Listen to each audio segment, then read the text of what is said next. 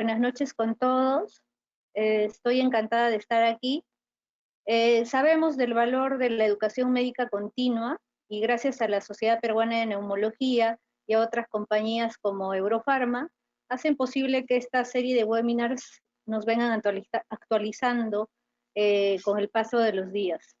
Recordar que este webinar cuenta con certificación y pasamos a ver los detalles. Este webinar está válido para recertificación. Se otorgará un crédito del Colegio Médico del Perú a los médicos que hayan asistido a por lo menos 4 webinars organizados por Eurofarma y la Sociedad Peruana de Neumología. La permanencia en cada webinar es de mínimo 60 minutos. Es sumamente importante que al momento de su registro de asistencia coloque correctamente sus nombres y apellidos, colegiatura, registro de especialidad en caso de tenerlo, correo electrónico y teléfono para poder acceder a la acreditación. Cualquier consulta, duda o sugerencia, por favor, comunicarse con un representante de Eurofarma. Habiendo dado esta introducción, pues ya me toca presentar a la doctora Natalie Angulo Carballo, quien desarrollará el tema rol de la tomografía en el diagnóstico de COVID, enfermedad con la que ya llevamos conviviendo más de 100 días. La doctora Natalie es una gran médico especialista en radiología, formada en el INEN por la Universidad de San Marcos. Ella tiene subespecialidad en imágenes torácicas y abdominales en el Mallinckrodt Institute por la Washington University en Estados Unidos. Además, es coordinadora de la unidad de imágenes tóraco-abdominales de la Clínica Internacional. Natalie es una médico a quien yo tengo el gusto de conocer personalmente y con quien siempre contamos desde el Comité de Enfermedades Intersticiales. Y podemos ya empezar la sesión. Te dejo, Natalie. Muchas gracias. Bueno, muchísimas gracias. Voy a compartir la pantalla.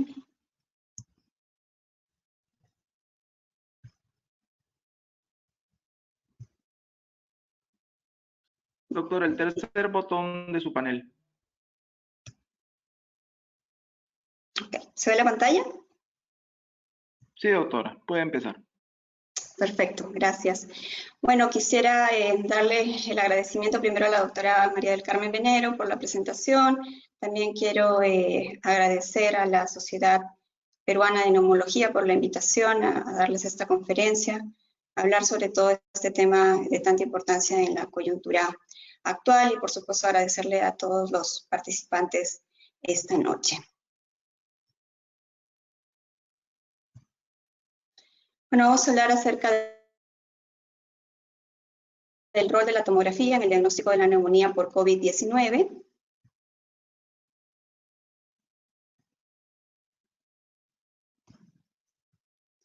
Vamos a ver que la enfermedad por coronavirus está causada por el SARS-CoV-2, de las siglas síndrome respiratorio agudo severo. Coronavirus tipo 2 es un tipo de coronavirus, es un beta coronavirus que habitualmente afecta a animales, pero que por causas poco conocidas, poco dilucidadas, está afectando a la especie humana en este momento. Vamos a ver que conforme pasan los días, el número de contagios sigue incrementando y ha constituido esta enfermedad un total reto diagnóstico, clínico y epidemiológico para todo el mundo. Hoy estaba revisando las cifras en el Perú, ya tenemos más de 200.000 contagiados, más de 5.000 muertos, y vemos que lamentablemente estas cifras siguen incrementando de manera realmente preocupante. La tomografía cumple un rol importante en el diagnóstico, en el manejo y en el seguimiento de los pacientes con enfermedad por coronavirus. Vamos a ver que tiene una alta sensibilidad y que además permite definir el tipo y el grado de compromiso pulmonar. La mayoría de sociedades de radiología no recomiendan a la tomografía para el despistaje de la enfermedad por coronavirus, porque sabemos que los tomógrafos no son ampliamente disponibles en el mundo, y se considera para despistaje o para tamizaje las pruebas moleculares e inmunológicas. Se consideran este tipo de pruebas, que son pruebas de laboratorio, ideales para este fin. ¿Por qué? Porque se pueden obtener y distribuir de manera mucho más fácil. Sin embargo, eso no resta el gran rol que desempeña la tomografía en el diagnóstico y en el manejo de esta patología, y es sobre lo que vamos a hablar esta noche. Para empezar, he preparado una especie de comparación entre los métodos diagnósticos y bueno, vamos a empezar por el PCR, que como sabemos es la prueba más importante para el diagnóstico de coronavirus. Es una prueba molecular que va a detectar el ARN del virus, por tanto, esto le va a conferir una especificidad muy cercana o equivalente al 100%. Sin embargo, vamos a ver que en cuanto a la sensibilidad del método hay varios puntos a tomar en cuenta. Lo primero es que la sensibilidad del PCR va a variar en dependencia de la muestra donde hagamos la prueba. Vamos a ver que si hacemos vamos a hacer el PCR a un lavado bronquiolo-alveolar, la sensibilidad de la prueba es totalmente alta, ¿no? El 93%. Sin embargo, si por decir la sometemos a esputo, la sensibilidad desciende un poco a un 72%. Y si lo realizamos en el hisopado nasofaringio o orofaringio, la sensibilidad sigue disminuyendo. Sabemos que no se puede realizar en el lavado bronquiolo-alveolar porque es un método demasiado invasivo. El esputo no está recomendado porque al tomar la muestra se pueden generar aerosoles y se puede incrementar la diseminación del virus, por tanto, de la enfermedad, y está recomendado realizarlo mediante hisopados, ya sea nasal, nasofaringio, o incluso algunos mezclan, hacen una combinación de estos dos tipos de hisopados, con lo cual esto hace que la sensibilidad del método oscile entre un 30 y un 60%. Entonces, esto es muy importante a tener en cuenta.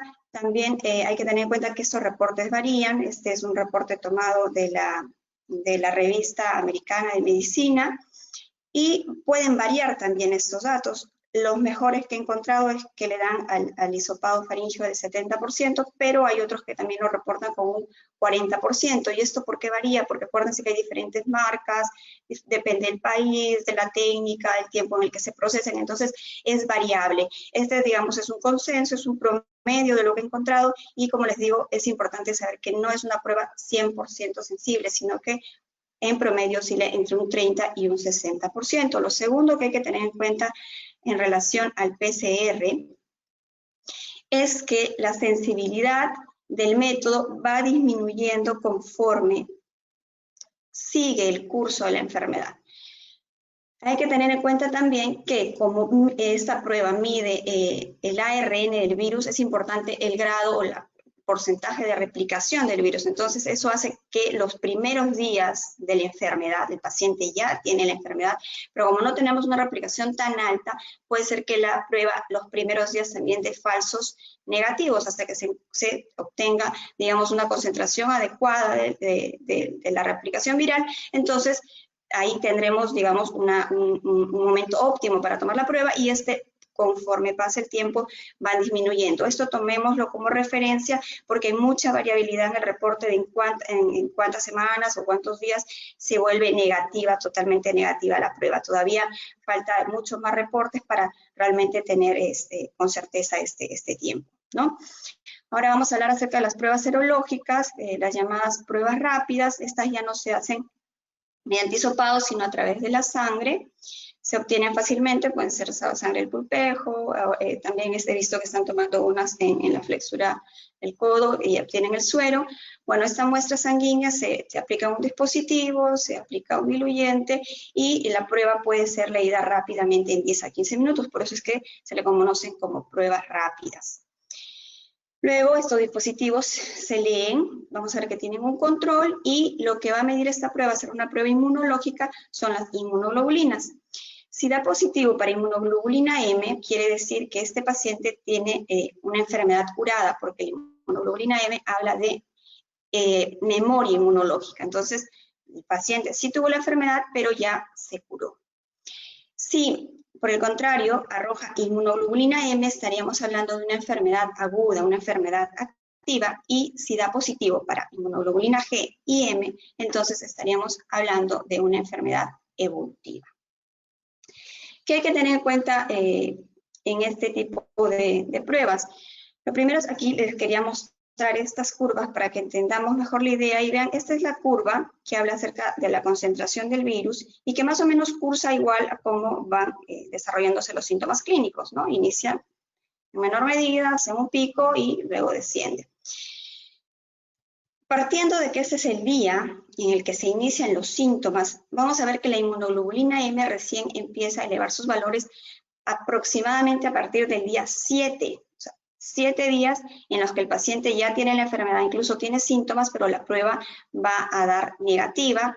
Y si vemos la inmunoglobulina G, recién empieza a elevar sus valores a partir del día 14. Esto hace que se genere aquí un periodo de ventana en el cual, como les decía, el paciente ya tiene la enfermedad, puede estar diseminando la enfermedad, puede tener síntomas de la enfermedad, pero la prueba me va a arrojar falsos negativos.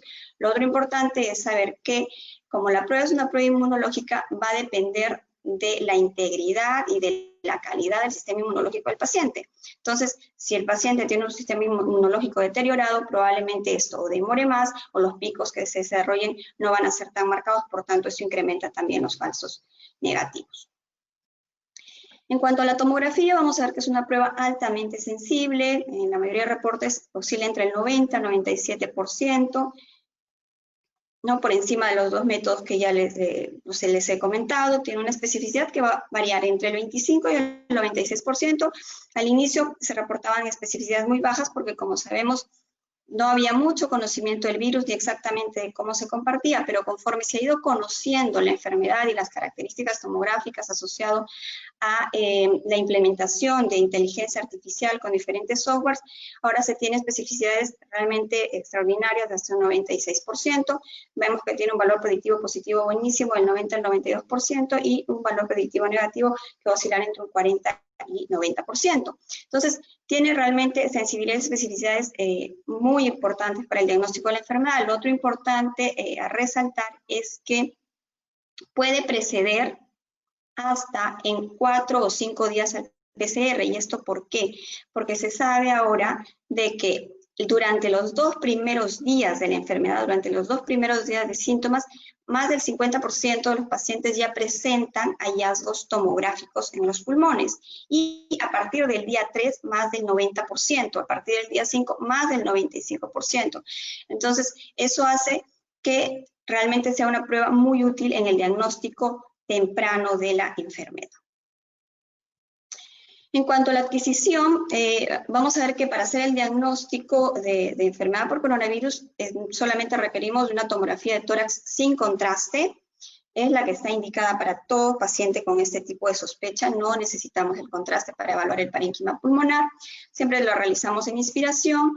En cuanto a los estudios tomográficos del tórax, porque siempre hay mucho temor en cuanto a la radiación, un tórax rutina usa entre 6 y 8 milisieverts. En clínica ahora, debido a la alta tecnología que tenemos, realmente vamos a obtener excelentes imágenes y prácticamente con la mitad de dosis de radiación de los tomógrafos estándar, más o menos estamos ahorita manejando dosis de entre 3 y 4 milisieverts. Ahora, hay muchas publicaciones también al respecto del uso de la tomografía de baja dosis en el diagnóstico de la enfermedad por coronavirus. Esto fue porque inicialmente se pensaba que la tomografía iba a servir o se podía usar como un método de tamizaje o screening. Con el devenir del tiempo y la diseminación tan bárbara de la enfermedad, realmente se sabe que no, porque no tenemos disponibilidad de tantos tomógrafos. Entonces, ya no se está usando, como saben, la indicación habitual de la tomografía de baja dosis es para el screening de cáncer de pulmón y es aquella tomografía que usa menos de 3 milisieverts. Nosotros realizamos en Clínica Internacional tamizaje o screening para cáncer de pulmón, tenemos la tecnología y realmente ahora estamos valorando usarlos tal vez en los controles, ¿no? Aquellos pacientes que tienen varios estudios tomográficos y que ya uno conoce la patología, digamos la distribución de las lesiones y para irradiarlo menos se podría usar en controles, no lo estamos usando para diagnóstico inicial.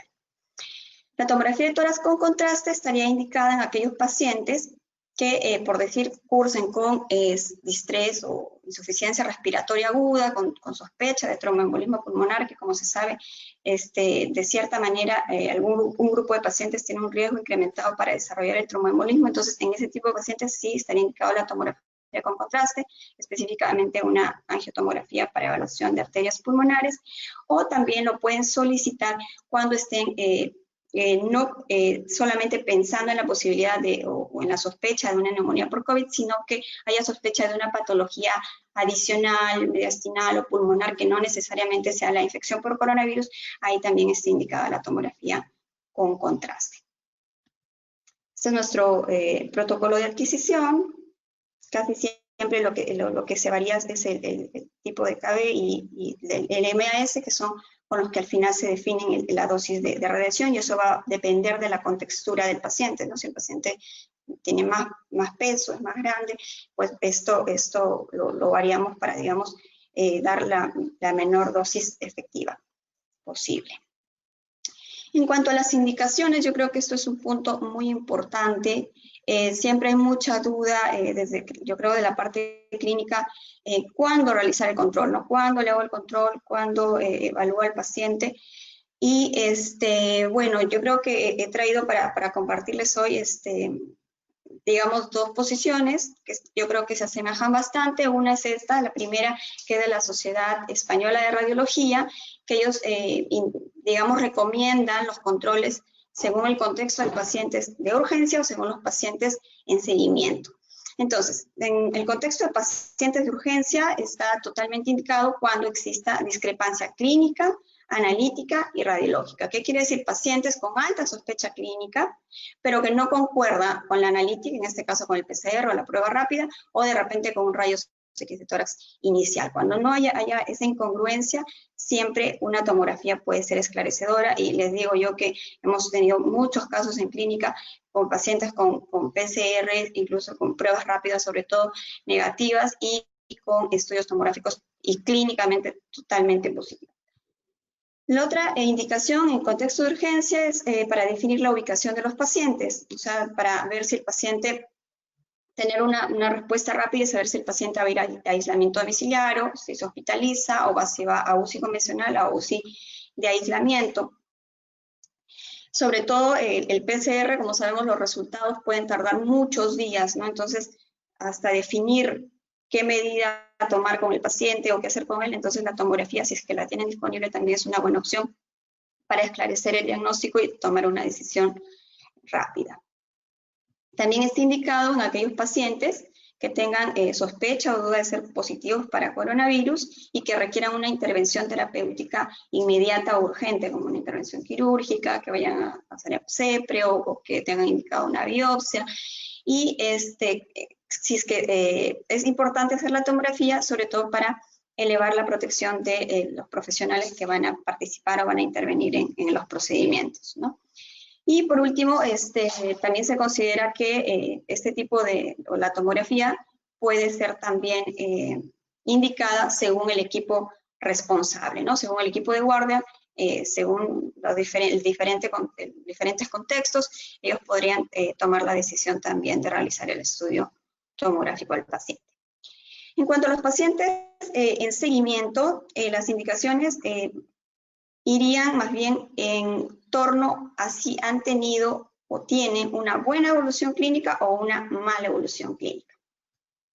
Entonces, si los pacientes tienen buena evolución clínica y afectación pulmonar leve con síntomas respiratorios leves, no está indicado los estudios de control. O sea, si mi paciente tiene una enfermedad leve y evolucionó bien, no necesito hacerle ni control ni nada. Si tienen una afectación grave, pero la evolución clínica es buena, ellos recomiendan hacer un control radiológico al acta. Se puede plantear hacer un control radiológico al acta.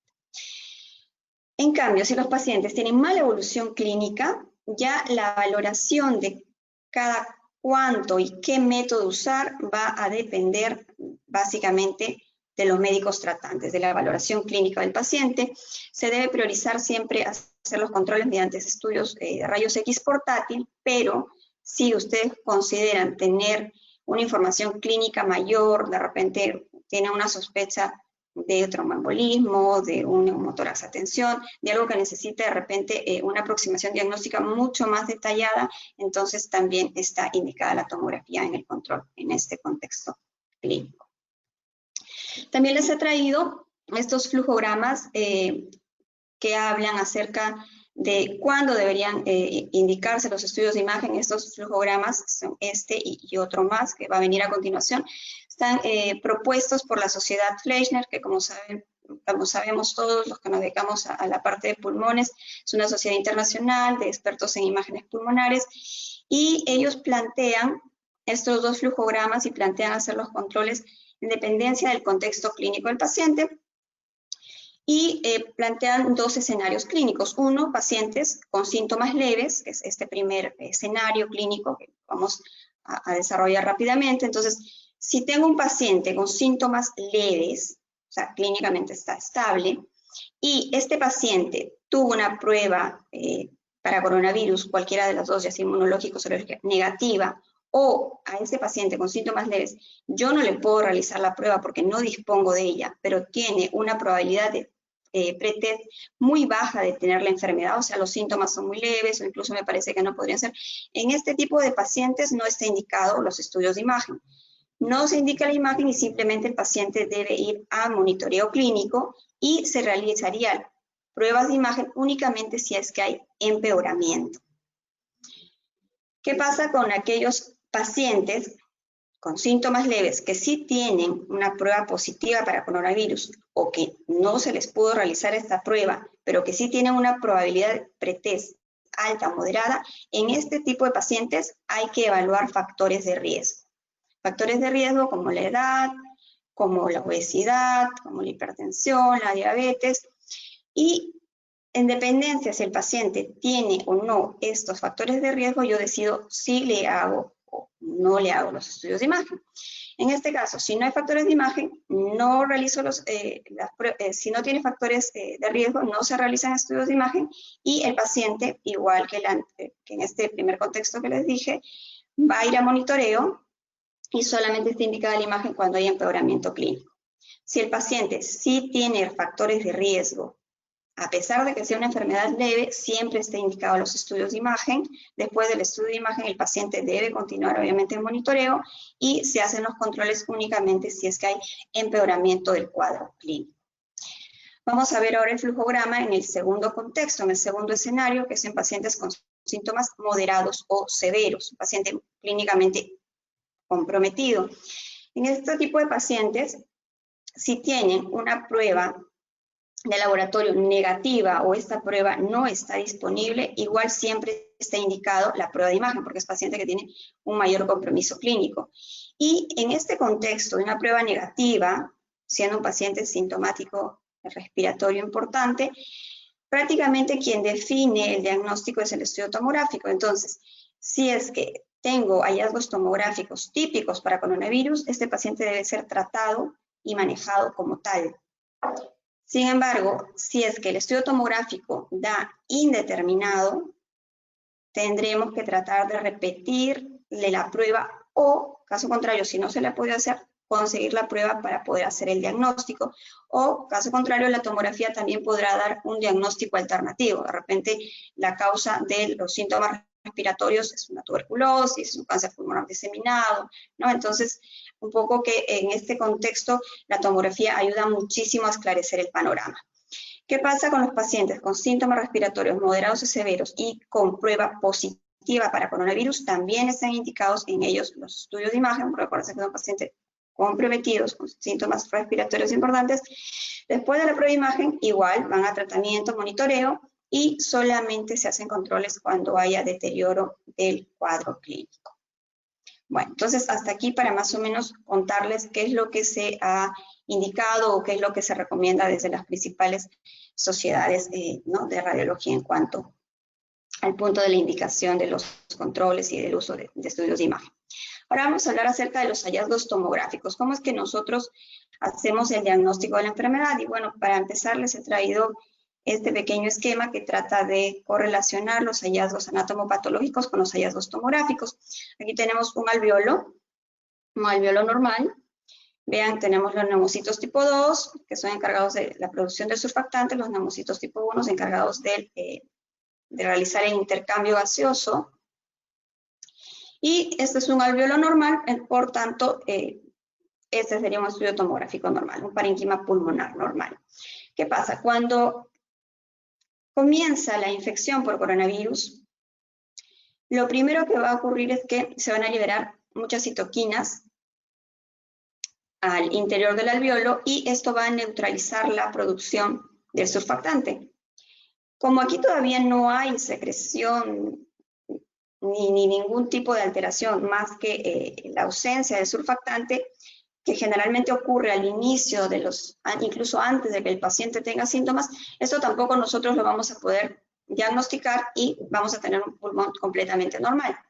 Una vez que la infección continúa y empieza ya a haber secreción intraalveolar, empieza a haber exudado, trasudado, que esto va asociado casi siempre a detritus, a membranas hialinas.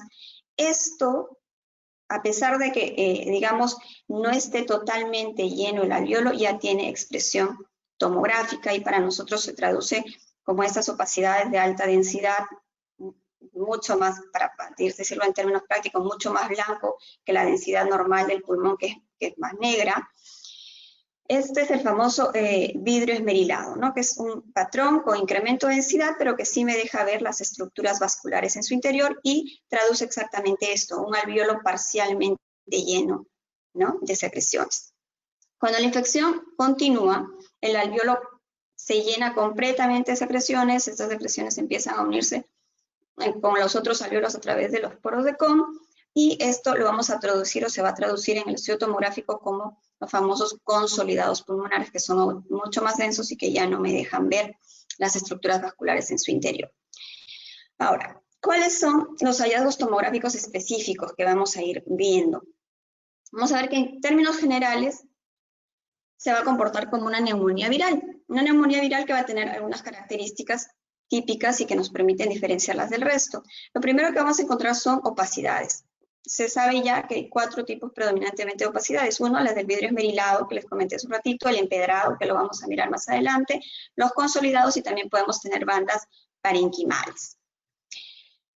Se van a presentar como lesiones nodulares o como parches o como hallazgos confluentes, parches confluentes que pueden llevar a una enfermedad difusa.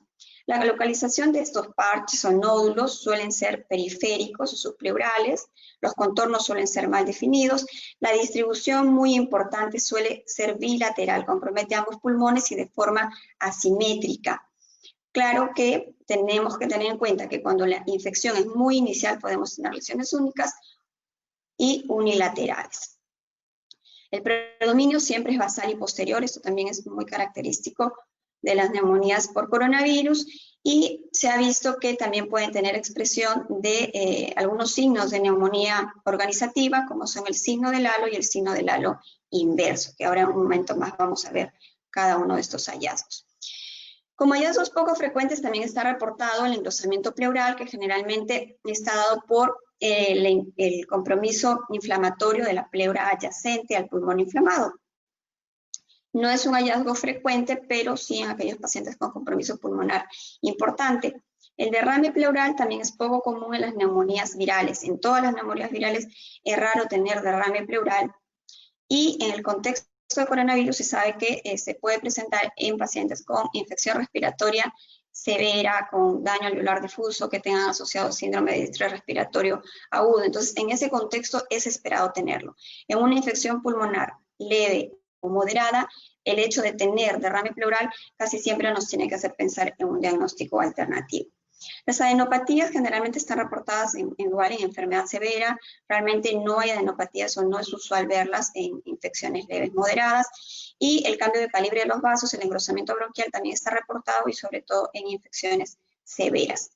Sabemos que también hay hallazgos no relacionados que tienen que alejarnos la posibilidad de pensar en este tipo de infección, y es los consolidados lobares, que generalmente los hacen las neumonías bacterianas, las cavitaciones, que nos tienen que hacer pensar más bien en tuberculosis o en neumonías necrotizantes. El patrón de árbol en brote tampoco es característico del coronavirus. Aquí tendríamos que pensar en tuberculosis, en neumonías aspirativas, en neumonías virales, pero tipo citomegalovirus, para nada coronavirus. Otra cosa importante es que la tomografía nos va a permitir diagnosticar otro tipo de patologías pulmonares ¿no? O sea, podemos tener a veces diagnósticos alternativos, llegan a emergencia y en el contexto de la pandemia se suele suponer que probablemente la causa respiratoria siempre es la infección por coronavirus, pero hemos tenido muchos casos en los que hemos hecho diagnósticos de enfermedad diseminal linfangítica, cáncer de pulmón localizado, lesiones metastásicas, lesiones tumorales mediastinales, ¿no? Como causa de los síntomas respiratorios. Entonces, ahí también eso tiene un plus la tomografía y adicional a eso nos permite el diagnóstico de enfermedades como enfermedades intersticiales difusas, lo cual, digamos, ensombrece mucho más el pronóstico del paciente al estar presentes, ¿no? Bueno, entonces ahora vamos a ver los ejemplos de cómo realmente se ven las neumonías en los estudios tomográficos. Como les decía, solemos ver opacidades parchadas y el vidrio esmerilado, digamos que es el signo más característico y más temprano de la infección, que es lo que veíamos hace un momento, ¿no? O sea, es un patrón con incremento de la densidad pulmonar mucho más alta que la densidad pulmonar normal, pero que yo podía ver los vasos y el intersticio a través de esta opacidad. Aquí tenemos otro ejemplo, vean que siempre suele ser en parches de disposición periférica, casi subpleural, y esta es en densidad en vidrio esmerilado, ya que es incremento de la densidad, pero puedo ver las estructuras vasculares. También, como les comentaba, puede presentarse en forma de consolidados. Estos consolidados pueden ser en parche, pueden ser incluso parches confluentes. Miren que siempre la disposición subpleural o pegado a las fisuras, y en este caso son consolidados, porque vean que es un aumento de la densidad pulmonar, pero que no me permite identificar las estructuras vasculares en su interior. Entonces ahí estoy hablando de consolidados, ven aquí consolidados mucho más confluentes, una enfermedad mucho más extensa. También puede presentar opacidades en empedrado o el famoso crazy paving, probablemente esto lo han leído mucho más en los artículos. Y el crazy paving no es nada más que el mismo vidrio esmerilado, pero que adicional a yo poder ver las estructuras vasculares, veo una especie de malla de reticulado, y eso es porque hay engrosamiento, se superpone a un engrosamiento del intersticio pulmonar. Esto habla de que la infección ya no solo está en el alveolo, sino que ha pasado hacia el intersticio pulmonar. Entonces, también el coronavirus puede presentarse con este tipo de patrón. ¿Ven? Están las estructuras vasculares y ven que como las mallitas dentro, que es nada más y nada menos que el intersticio pulmonar inflamado. Ese sería el patrón en empedrado. Tenemos también un patrón mixto que generalmente lo solemos ver cuando hay una infección pulmonar mucho más severa. Miren este ejemplo, paciente que tiene algunas áreas con vidrio esmerilado, tiene también en empedrado crazy paving, y hay unas áreas que están empezando a consolidar. Este paciente, vean que tiene una enfermedad difusa, prácticamente compromete ambos campos pulmonares casi en su totalidad, se asocia a engrosamiento pleural, también hay irregularidad de las estructuras vasculares, como les comentaba, estos signos que suelen verse en pacientes con enfermedad mucho más difusa y severa.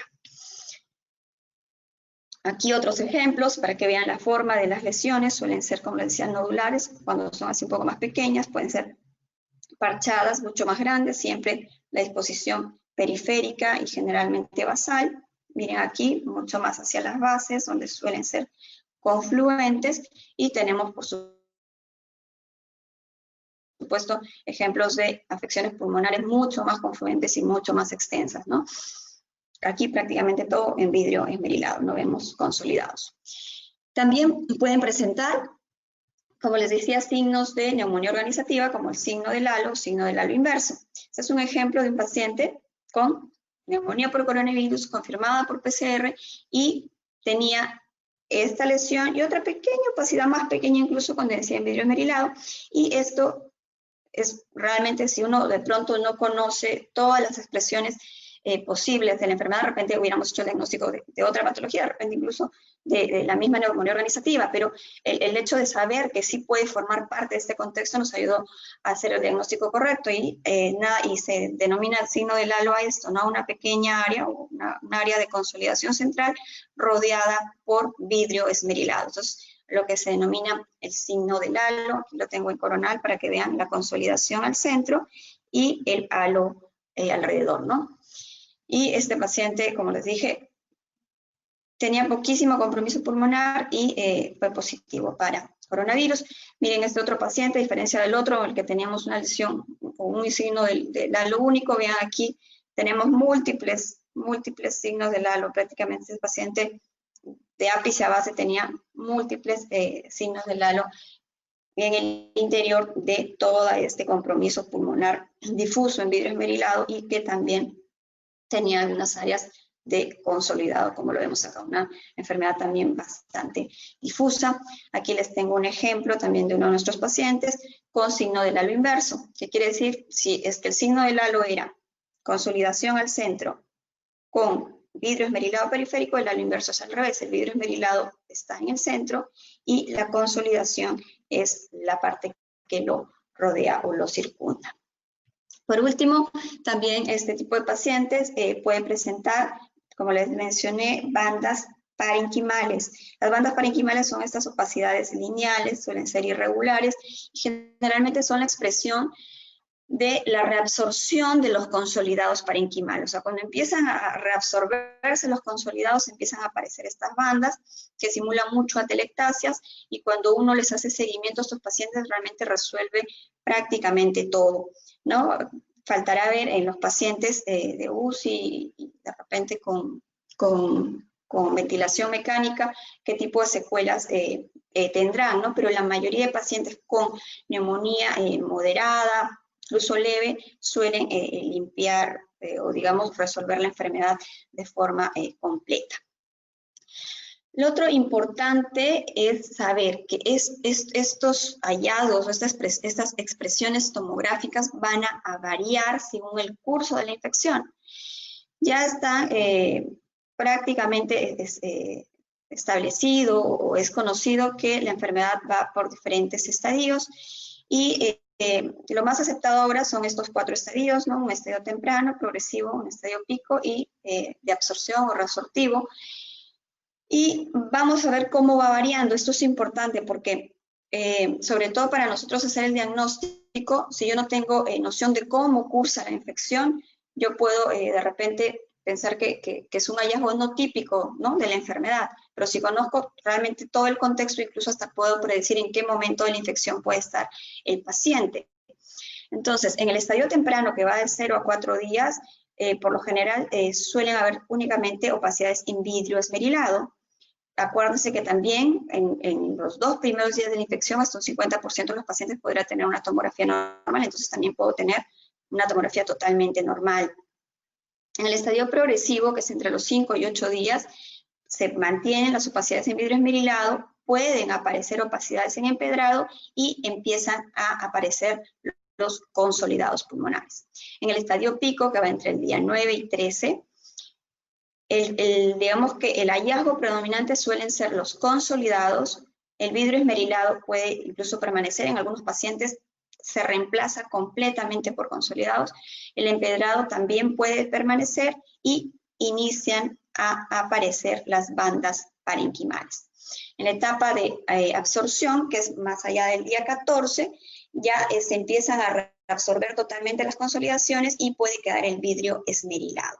¿Y por qué decimos más del día 14? Porque hasta ahora no se sabe exactamente cuánto tiempo va a pasar para que se reabsorba completamente los hallazgos tomográficos. Algunos mencionan 21 días, hay reportes que dicen 26 días, pero realmente se sabe que hay gente que demora mucho más en resolver absolutamente todos los hallazgos tomográficos. Yo imagino que con el tiempo esto va a dilucidarse mucho mejor. Y aquí les he traído unos ejemplos para que vean cómo va evolucionando la enfermedad. ¿No? Este es un paciente masculino, 59 años, tuvo contacto con familiar COVID positivo y tenía una prueba serológica positiva. Y este es el primer estudio, y vean que tenía una pequeña opacidad aquí, en vidrio esmerilado, es una tomografía del tórax en incidencia coronal, y prácticamente el hallazgo era aquí una pequeña opacidad en vidrio esmerilado y en el otro pulmón otra pequeña opacidad.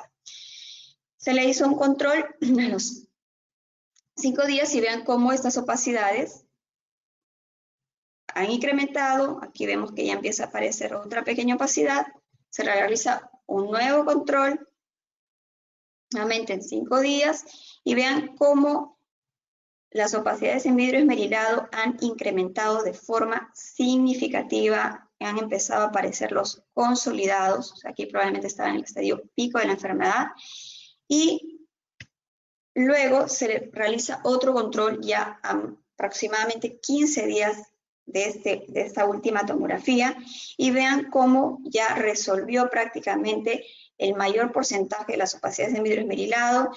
Los consolidados ya no se ven y quedan nomás tenues opacidades, ¿no?, en vidrio esmerilado, que, como les decía, es como suele quedar la enfermedad, como la parte resolutiva, y que con el tiempo se sabe que debería resolver completamente. Les tengo aquí cortes axiales del mismo paciente para que puedan ver, digamos, más a detalle cómo ha ido evolucionando la enfermedad, ¿no? Un compromiso mínimo, fue incrementando.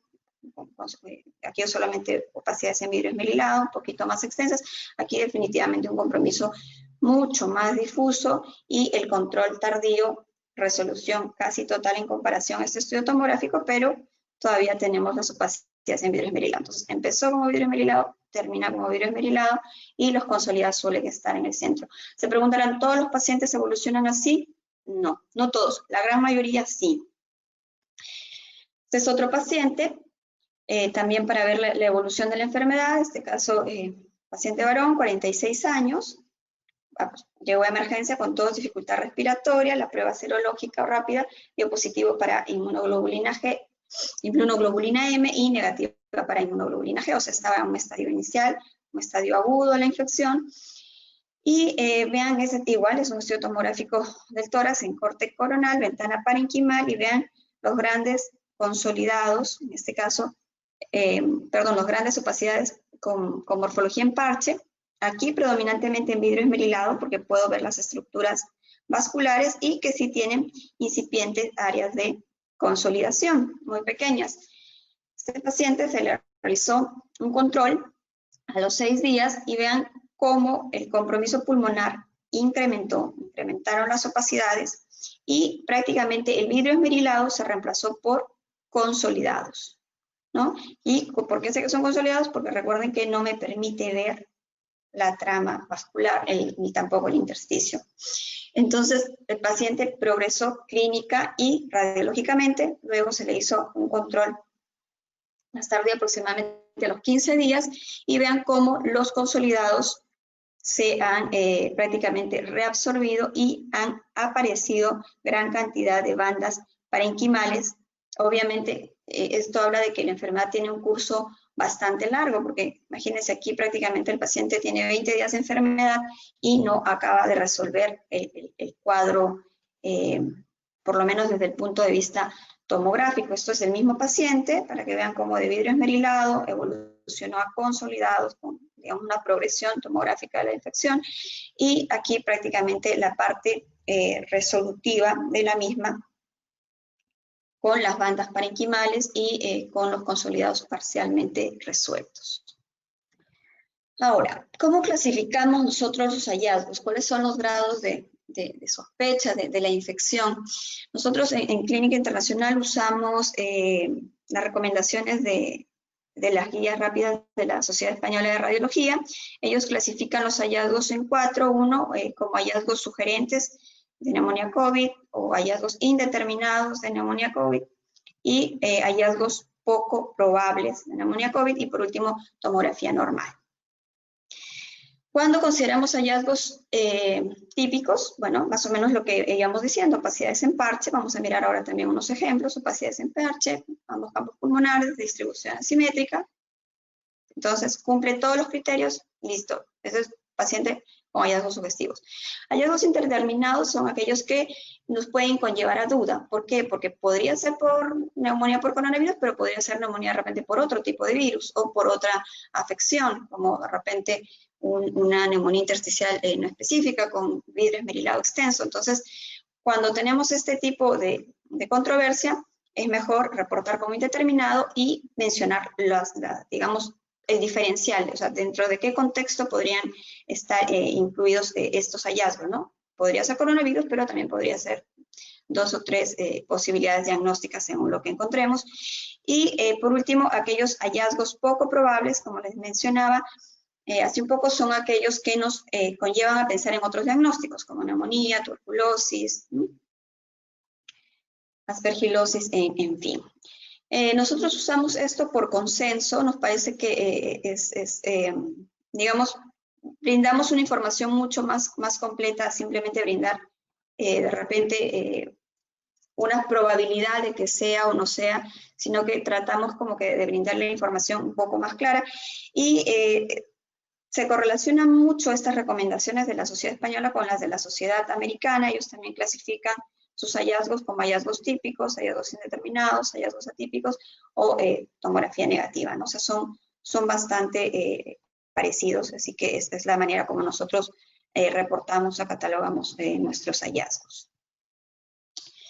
En cuanto a la clasificación, les he traído un par de ejemplos de cada una para que más o menos tengamos claro cómo lo realizamos. Entonces, vamos a ver este primer caso, que es un caso típico de coronavirus, un paciente igual masculino, 41 años, que fue de emergencia con tos, fiebre de 3 días de evolución, se le hizo el PCR, pero todavía los resultados no estaban disponibles, comenzó con falta de aire, se le hace la tomografía y bueno, se ven estas opacidades en vidrio esmerilado, distribución periférica, en parche, de distribución, como les decía, asimétrica, bilateral, con mayor predominio basal y periférico, prácticamente todo el compromiso era en vidrio esmerilado y tenía, miren, aquí una pequeña área de incipiente consolidación. Entonces, aquí son hallazgos típicos para coronavirus. Este paciente tiene, si tiene hallazgos clínicos y radiológicos, en este caso tomográficos para la enfermedad, el diagnóstico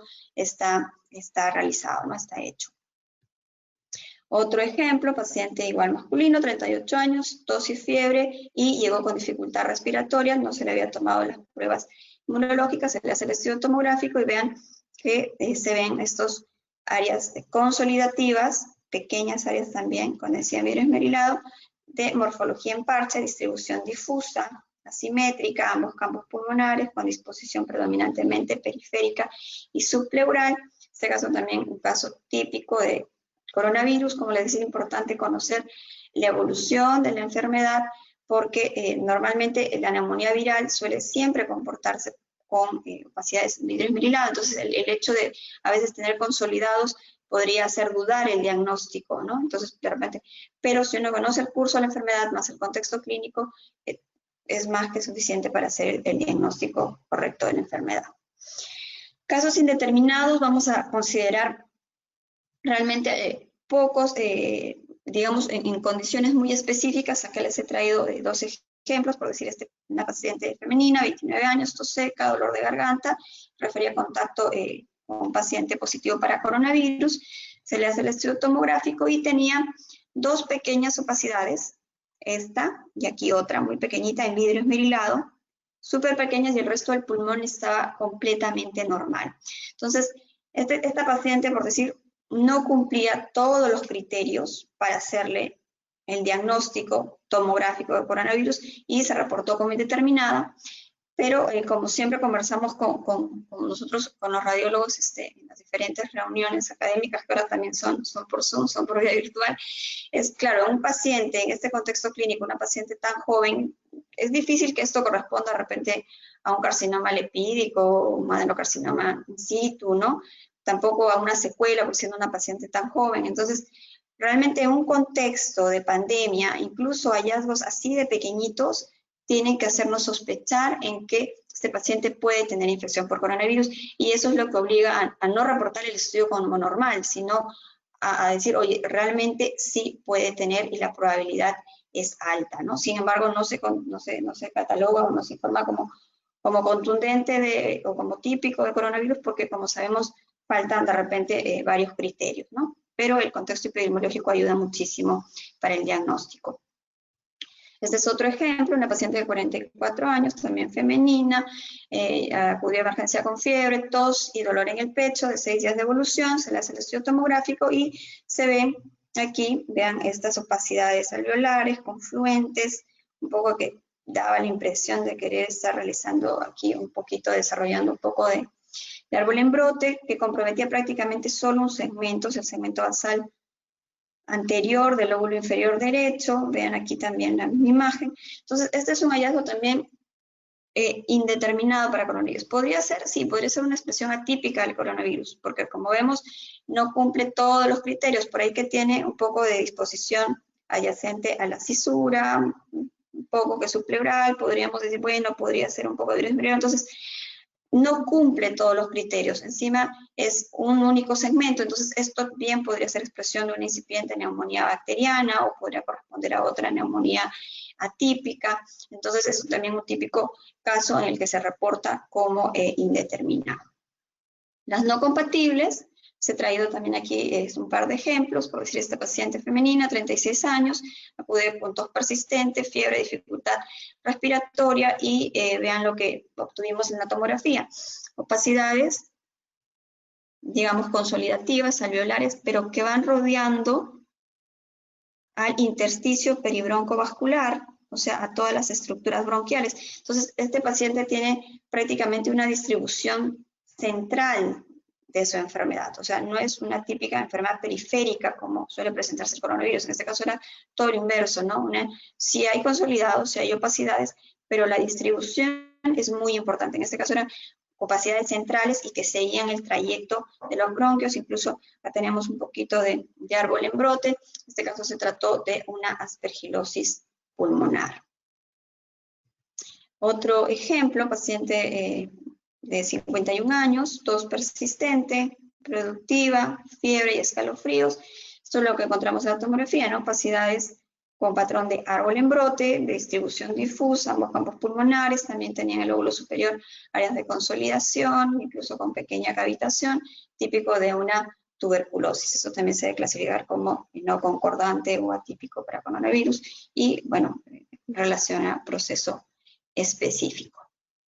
Otro ejemplo aquí, este de aquí, un caso muy interesante, es un paciente masculino, 38 años, con antecedente de linfoma no Hodgkin, que acude de emergencia con tos, fiebre.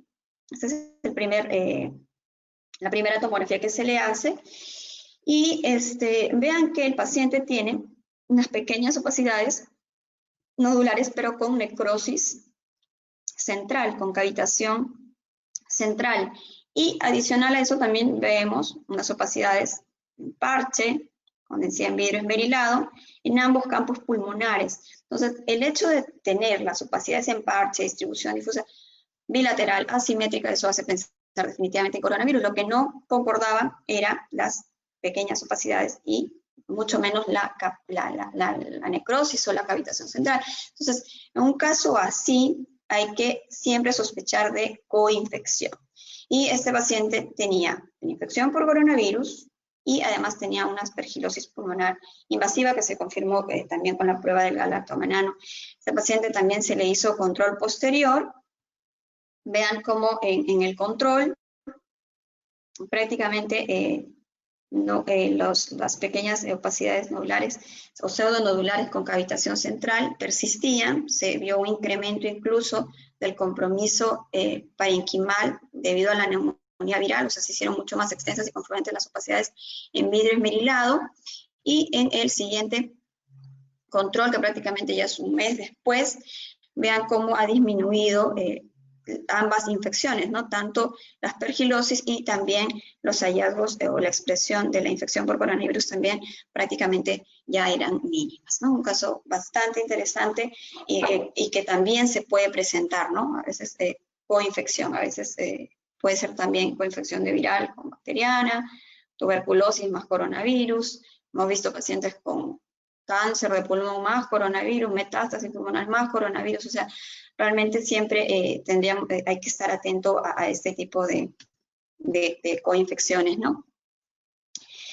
Ahora, vamos a hablar acerca de la cuantificación de los hallazgos. Entonces, ya le hicimos la tomografía al paciente, pero, o sea, no solamente es importante decir, mira, los hallazgos son típicos o concordantes con coronavirus, sino que la tomografía también se sabe que tiene cierto factor pronóstico. Entonces, es importante mencionar qué tan comprometido está el parénquima pulmonar, porque se sabe, y hay muchos reportes de que mientras mayor compromiso pulmonar, siempre es mayor el compromiso clínico, o incluso se puede hablar incluso de un factor pronóstico, ¿no? Si es un compromiso pulmonar muy extenso, también se sabe que el pronóstico del paciente puede ser peor. ¿Cómo hacemos esta cuantificación del porcentaje pulmonar? Lo que nosotros hacemos es que cuantificamos el compromiso pulmonar en cada lóbulo de ambos pulmones. Entonces, comenzamos a analizar, por decir, lóbulo superior derecho, lo analizo en todo el estudio tomográfico y digo, ok, para mí el lóbulo superior tiene el 20% de pulmón comprometido. Y como nosotros sabemos, los lóbulos pulmonares no son exactamente iguales, pero en forma práctica lo que hacemos es que asumimos que cada lóbulo pulmonar equivale a una quinta parte del pulmón. Entonces, si yo tengo el 20% de este lóbulo pulmonar, de este lóbulo superior derecho comprometido, lo divido entre 5, porque este lóbulo superior derecho me equivale a la quinta parte del pulmón, y entonces digo, ok, el 5% de todo el pulmón está en el lóbulo superior derecho. Luego comienzo a analizar el lóbulo medio, por decir que lo tenemos aquí, y digo, ok, me parece que el 35%, entonces igual lo divido entre 5 y saco el porcentaje. Y así voy analizando lóbulo por lóbulo pulmonar hasta obtener un total de porcentaje. ¿Por qué no lo hacemos de forma así, pulmón completo? Porque se ha visto que es aún menos exacto. Entonces, tratamos para tener, digamos, la mayor concordancia y reproducibilidad posible, hacemos esta evaluación segmento por segmento y podemos brindar el porcentaje de pulmón afectado, siempre sabiendo que es aproximado. Ahora, otro punto importante es que no solamente la extensión de la afectación pulmonar importa también el tipo de compromiso. Se sabe que el vidrio esmerilado tiene un mejor pronóstico que los consolidados, o sea, si en un control el paciente empieza a ser consolidados, empieza a incrementar aún más los consolidados, eso habla de un mayor compromiso clínico y un peor pronóstico. Si por el contrario los consolidados empiezan a resolverse, eso habla de que el paciente está venciendo la infección y está resolviendo el problema respiratorio, ¿no? Entonces, como les decía, dos puntos importantes a tener en cuenta acá, la extensión y también el tipo de compromiso, y nosotros por eso también siempre tratamos de ponerlo en los informes, ¿no? ¿Qué tipo de compromiso pulmonar es el que tiene el paciente? Ahora, ¿cuál es la deficiencia un poco de hacerlo así, a la manera cualitativa? Es que hay mucha variabilidad, ¿no? Probablemente yo calculo y digo, para mí es el 40, viene otro radiólogo y dice, mira, para mí nada es como que el 50, ¿no? O de repente hay alguien que puede decir, no, para mí es más, es el 60. Entonces, un poco ese es el tema, ¿no? Entonces, la variabilidad. Y para esto, bueno, viene a nuestra ayuda la inteligencia artificial, para disminuir este tipo de variabilidad e incrementar la reproducibilidad. Actualmente Clínica Internacional ya fue elegida para participar en un trial justamente con este software de inteligencia artificial y que prácticamente lo que es desarrolla retroalimentarse de la información, o sea, mientras más casos lea, digamos que alimenta la data y el software aprende mucho más, ¿no? Por eso se llamamos softwares inteligentes. ¿Y qué es lo que hacen estos software? Pues realmente es una ayuda muy grande, nos permite hacer segmentación pulmonar volumétrica y en 3 dimensiones, nos permite cuantificar la extensión del parénquima pulmonar comprometido, nos brinda un score de severidad pulmonar, también podemos cuantificar la densidad de las lesiones, o sea, el software puede diferenciar entre vidrio esmerilado, entre empedrado, entre consolidado, y nos da un score de lesiones de alta densidad, y esto, como les decía, nos permite medidas cuantitativas, ya no tanto cualitativas, sino cuantitativas, entonces ser mucho más exacto y disminuir la reproducibilidad, ¿no? de este tipo de compromiso. Esto es un poco la manera de resumen. Tenemos el estudio tomográfico normal, el habitual, y el software lo que hace es segmentar el pulmón, también hace segmentación de las anormalidades y nos arroja los resultados. Nosotros ahora ya estamos en fase de implementación y bueno, estamos haciendo algunas pruebas ya. Esperamos que la siguiente semana ya lo podamos implementar ya de forma efectiva. Y más o menos funciona así, como les decía, tenemos aquí una tomografía normal, el software analiza las imágenes y me va a segmentar el pulmón, o sea, va a comenzar a diferenciarme, vean aquí con colores, verde por decir, lóbulo superior izquierdo, en amarillo lóbulo superior derecho, y por decir aquí en azul, tengo ya me inició aquí el segmento apical del lóbulo inferior izquierdo, entonces me va segmentando el pulmón y además de eso va identificando las áreas anormales, con densidad anormal, y bueno, luego esto de aquí lo traduce en información volumétrica, tridimensional, para que pueda hacer los cálculos, y me arroja una tabla de resultados, ¿no? Entonces, esto ayuda, como les digo, muchísimo a disminuir la variabilidad y a incrementar la reproducibilidad del método y un poco, digamos, a sincerar lo más que se pueda el método. Bueno, para ya ir cerrando un poco, voy a hablarles de índice de severidad, que nosotros también en Clínica Internacional lo empezamos ya a usar hace algunas semanas, porque consideramos que era también importante brindar la mayor información que se pueda derivar del método, ¿no? Entonces, ya hay muchos reportes de que hay mucha correlación entre la severidad que existe entre la clínica del paciente y el compromiso tomográfico de los pulmones, y nosotros de toda la literatura revisada decidimos usar el índice de severidad reportado en este artículo, que tiene una sensibilidad, una especificidad bastante alta, y bueno, les voy a comentar cómo nosotros lo hacemos, ¿no? Para comentarles nuestra experiencia. Este es el estudio tomográfico, y el índice de severidad lo hacemos a través de una escala. En este caso la escala es de 20 puntos. Como sabemos, tenemos 5 lóbulos pulmonares, entonces a cada lóbulo pulmonar le vamos a asignar entre 0 y 4 puntos según el porcentaje de pulmón que tengan comprometido, según el grado de porcentaje de afectación que tengan. Entonces eso hace que 5 por 4, 20. Entonces la escala total o el máximo puntaje de la escala sería 20. ¿Y cómo asignamos el puntaje? Pues nada, si es que ese lóbulo pulmonar no tiene ningún área comprometida, pues le damos 0 puntos. Entonces 0% de compromiso, 0 puntos. Si el compromiso va entre 1 y 25% del pulmón está comprometido, le doy 1 punto. Si es 25 a 50, 2 puntos. Si es entre el 50 y el 75, 3 puntos. Y si es más del 75%, 4 puntos. O sea, hacemos una escala del 25% y vamos puntuando.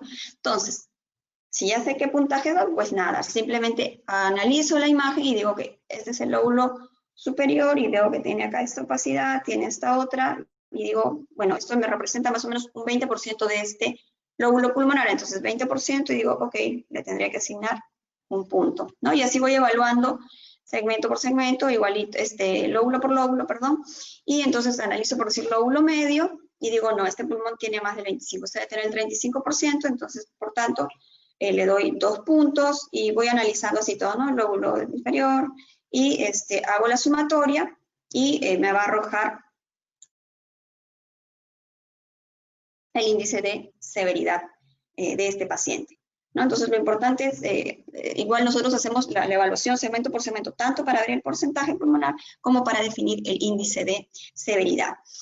¿Cómo se correlaciona esto con la parte clínica? Bueno, los autores lo que hicieron fue correlacionar los hallazgos tomográficos con 4 tipos de pacientes. Y estos 4 tipos de pacientes que fueron reportados, que han sido reportados por las guías chinas de neumonía para COVID-19. Entonces, ellos reportan 4 tipos clínicos de pacientes. Entonces, vamos a tener pacientes de tipo leve, que son aquellos pacientes con síntomas clínicos mínimos y que en los estudios de imagen no tienen compromiso pulmonar. O sea, no tienen que haber compromiso pulmonar en la tomografía, entonces esos se catalogan como leves. Los de tipo común son pacientes que ya con síntomas respiratorios un poco más importantes, tienen fiebre y además pueden tener o tienen signos de neumonía viral en los estudios de tomografía.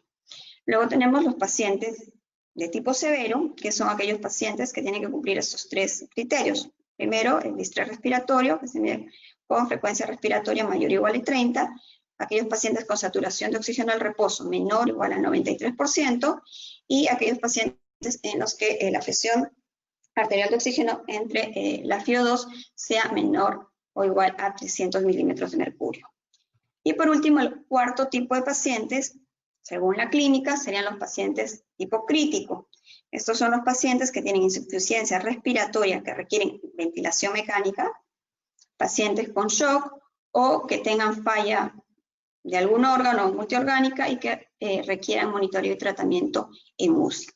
Entonces, estos son los 4 tipos de pacientes clínicos que ellos contrastaron con los estudios, con los hallazgos de los estudios tomográficos y obtuvieron los siguientes resultados. Vamos a interpretar esta tabla. Vean que aquí tenemos la escala que va de 0 puntos a 20 puntos, que es lo máximo que podríamos tener en la escala tomográfica, y por el otro, digamos, en este otro lado podemos ver los tipos de pacientes. Entonces, los pacientes leves, acuérdense que no tienen hallazgos tomográficos, por tanto, su índice de severidad será 0. Estos pacientes no tienen ningún problema, el pronóstico magnífico. ¿Qué pasa con aquellos pacientes catalogados como comunes y los pacientes severos y críticos? En ellos sí se demostró que habían diferencias estadísticamente significativas. ¿Qué pasa? Que aquellos pacientes que tienen o que tenían en el estudio un índice de severidad por debajo de 5 definitivamente eran pacientes comunes o con síntomas mucho moderados, y aquellos pacientes que estaban en la escala por encima de 10 definitivamente eran pacientes críticos o severos. Pero entre los puntajes 5 y 10 se obtuvo cierta superposición de pacientes. Por eso decidieron tomar como un punto de corte 7.5 para diferenciar los pacientes comunes de los pacientes críticos y severos. Entonces, luego se hizo nuevos análisis estadísticos con una curva ROD para ver qué tan certera era este punto de corte del 7.5 y se encontró que el área bajo la curva era del 0.91%, que tenía una sensibilidad del 82% y una especificidad de hasta 100%. Entonces, se consideró un estudio realmente estadísticamente significativo, y por esta razón también es que nosotros lo aplicamos y lo colocamos, ¿no?, en nuestros informes, a manera de que, digamos, ustedes de la parte clínica puedan recibir la mayor información posible que pueda brindar el método. Nosotros en nuestros informes colocamos simplemente el punto de corte mayor o menor a 7.5 porque es, digamos, el punto en el que define si es un paciente común que puede de repente ser tratado en casa o paciente que realmente tiene desde el punto de vista tomográfico un peor pronóstico.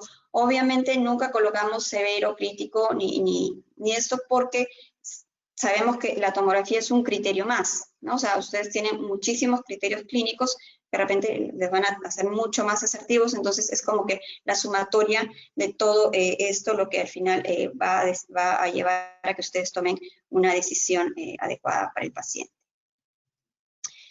Bueno, para ir ya más o menos terminando esto, quería darles simplemente mencionarles algunos comentarios acerca de otros métodos diagnósticos de forma muy breve. Bueno, sabemos que la radiografía del tórax en el contexto de neumonía por COVID-19 va a presentar hallazgos por lo general no específicos, o sea, no tenemos, así como en tomografía, de repente patrones característicos, ¿no?, que nos ayuden a realmente diferenciar la enfermedad de otro tipo de infecciones pulmonares. En este caso la radiografía, ¿no?, tiene una sensibilidad un poco y una especificidad menor. Comparado a la tomografía, vamos a ver que en las fases iniciales de la enfermedad, incluso las radiografías pueden ser totalmente normales, porque por lo general los pacientes en vidrio esmerilado no se llegan a ver en los estudios radiográficos. por tanto no es indicada o recomendada, digamos, en el diagnóstico inicial de la infección, ¿no? En cambio, digamos, cuando la enfermedad evoluciona y empiezan a ver los consolidados, estos sí van a tener expresión en el estudio radiográfico, y aquí sí se destaca su importancia porque permite hacer los controles y el seguimiento a los pacientes, ¿no? Sabemos que en etapas severas, cuando los pacientes están en UCI, podemos incluso tener pulmón blanco totalmente comprometido, y aquí en este tipo de pacientes también los rayos X portátil cobran mucha importancia, ¿no? Porque evita el desplazamiento de estos pacientes, ¿no? Incluso es importante saber que, bueno, ustedes como clínicos saben que la mayoría de infecciones respiratorias en pacientes, a veces en UCI, muchas veces se pide estudios radiográficos incluso diarios, ¿no? Para hacer un seguimiento diario en la infección. En este momento no está respaldada esta infección, es más, se recomienda no hacer este control diario, ya que acuérdense que estamos en pandemia, generalmente tenemos salas con muchos pacientes con este mismo diagnóstico, entonces hacemos una radiografía diaria a cada paciente, ¿no? Estaríamos sometiéndolos a una radiación increíble, y también exponiendo al personal que realiza este tipo de estudios, ¿no? De adquisiciones. Entonces, estos detalles es también importante tenerlos en cuenta. Les traigo únicamente este ejemplo, es un estudio radiográfico del tórax en frontal, y fue uno de nuestros primeros pacientes en clínica, más o menos ahí nomás iniciada la pandemia, aproximadamente mediados o la segunda quincena de marzo, y llegaba con síntomas respiratorios, fiebre, tos, ¿no? Y se le hace el estudio radiográfico para diagnóstico inicial, y bueno, lo único que llamaba la atención era esta tenue opacidad aquí iliar, que el radiólogo no sabía interpretar si era prominencia del ilio o si había algún hallazgo pulmonar adicional, pero como traía el contexto clínico, entonces decidió sugerirle la tomografía, se le hizo la tomografía, y miren toda la cantidad de hallazgos ¿no? En el estudio tomográfico, a diferencia del estudio radiográfico, ¿no? Entonces, este paciente se pudo diagnosticar adecuadamente y manejar como tal, ¿no?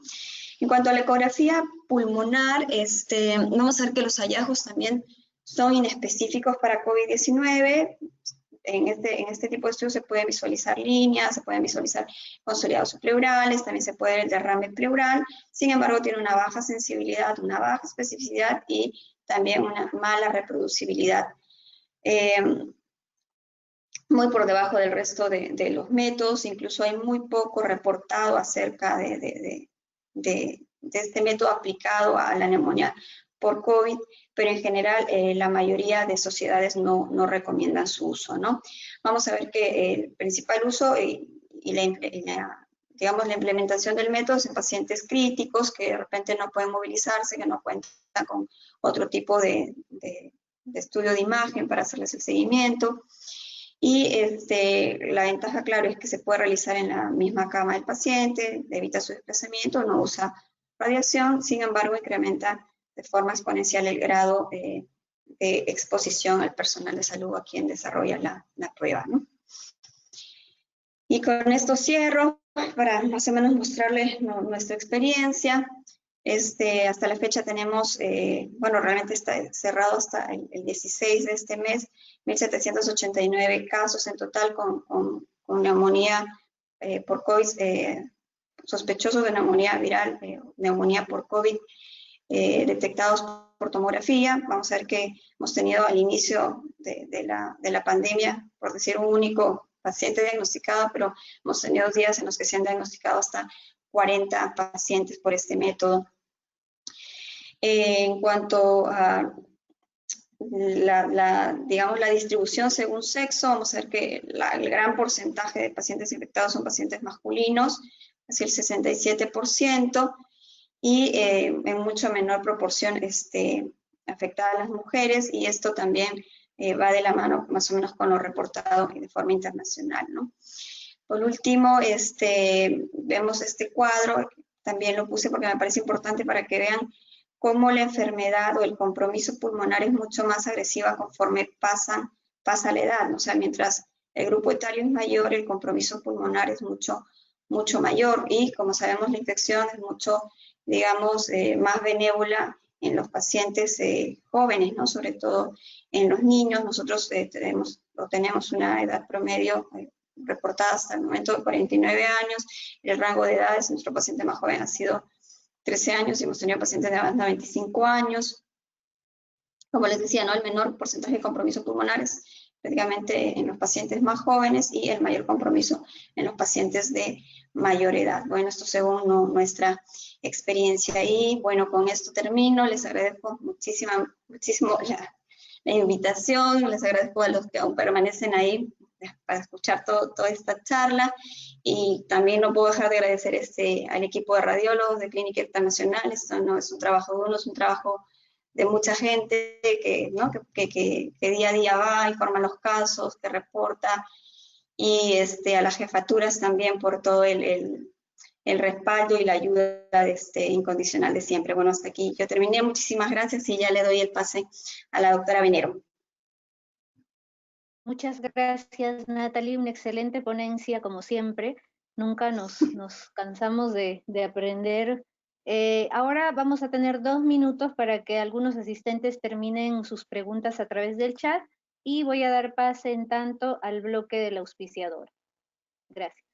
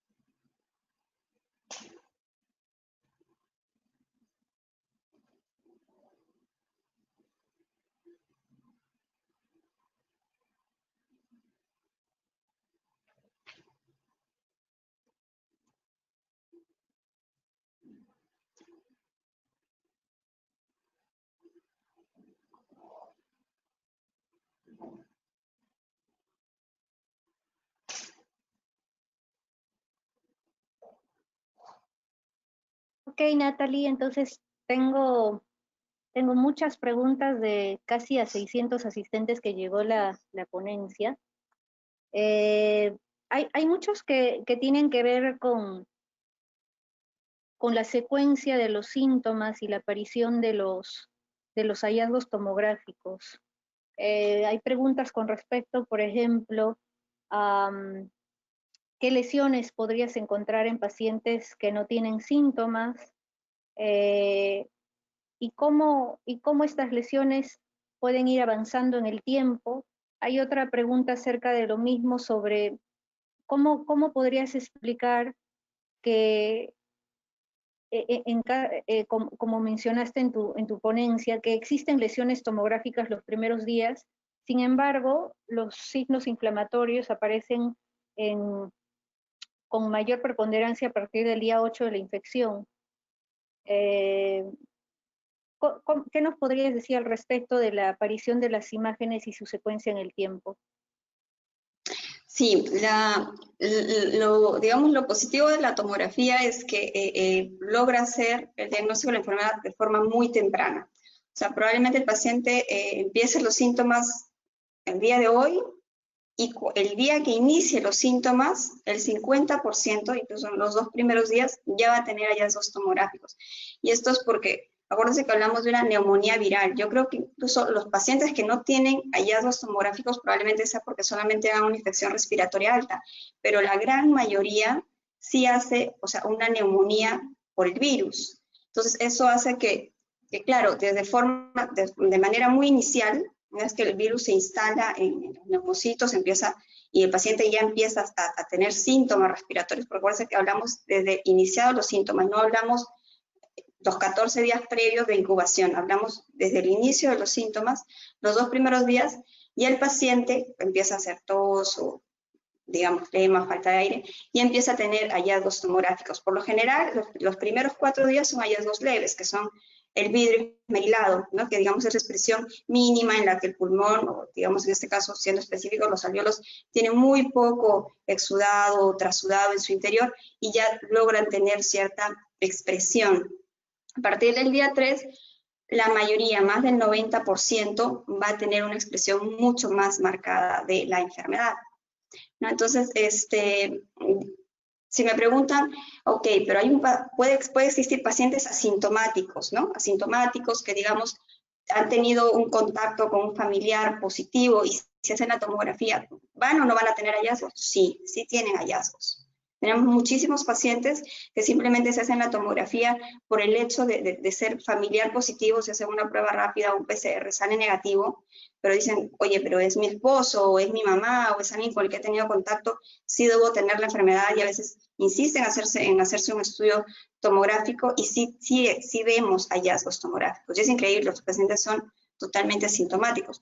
O por el contrario, también tenemos pacientes que son sintomáticos y que expresan la enfermedad como es de esperarse, y también existe el otro porcentaje que es muy menor, o sea, se reporta menos del 5%, en el que el paciente tenga síntomas y que el estudio tomográfico sea negativo. Ese es digamos, la menor de las posibilidades. La mayor de las posibilidades es que sea sintomático y que efectivamente sea positiva la tomografía. ¿Y cuándo puede ser que el mayor porcentaje de que no veamos los hallazgos? Los 2 primeros días, como digo, el 50% puede ser que los 2 primeros días no tenga hallazgos. No sé si hasta ahí logré hacerme entender, o si no No, sí, claro que sí, Nati. Y van a haber más preguntas que pueden alguar más cosas. La otra serie de preguntas van en cuanto a la sensibilidad de esta prueba. Algunos asistentes colocan diferentes escenarios, como por ejemplo, paciente que tiene cuadro clínico compatible y hallazgos típicos en la tomografía.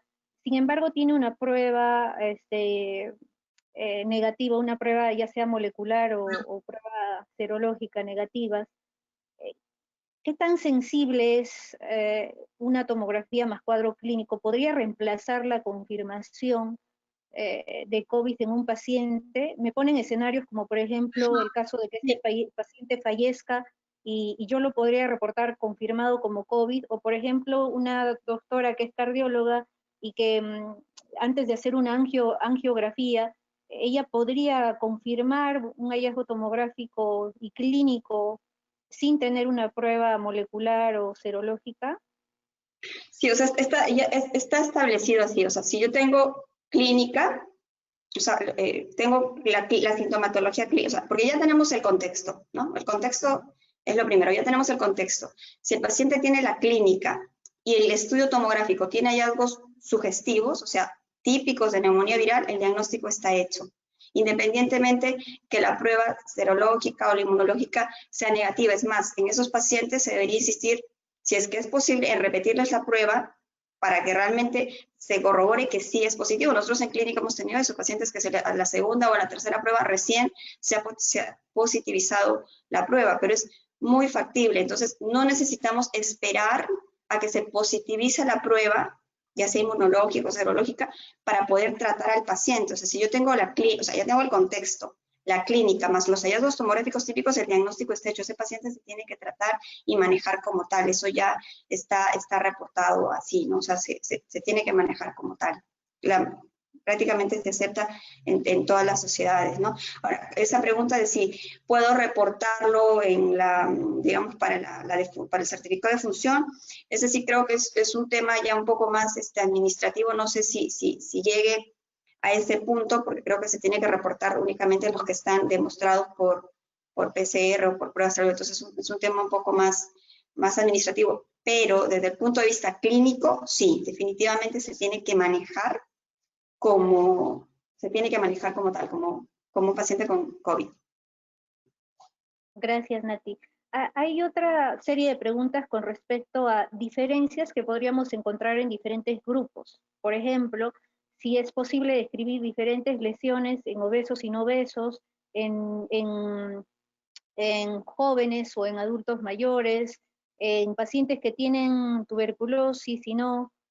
¿Es posible diferenciar por tomografía ciertos grupos o características de grupos demográficos?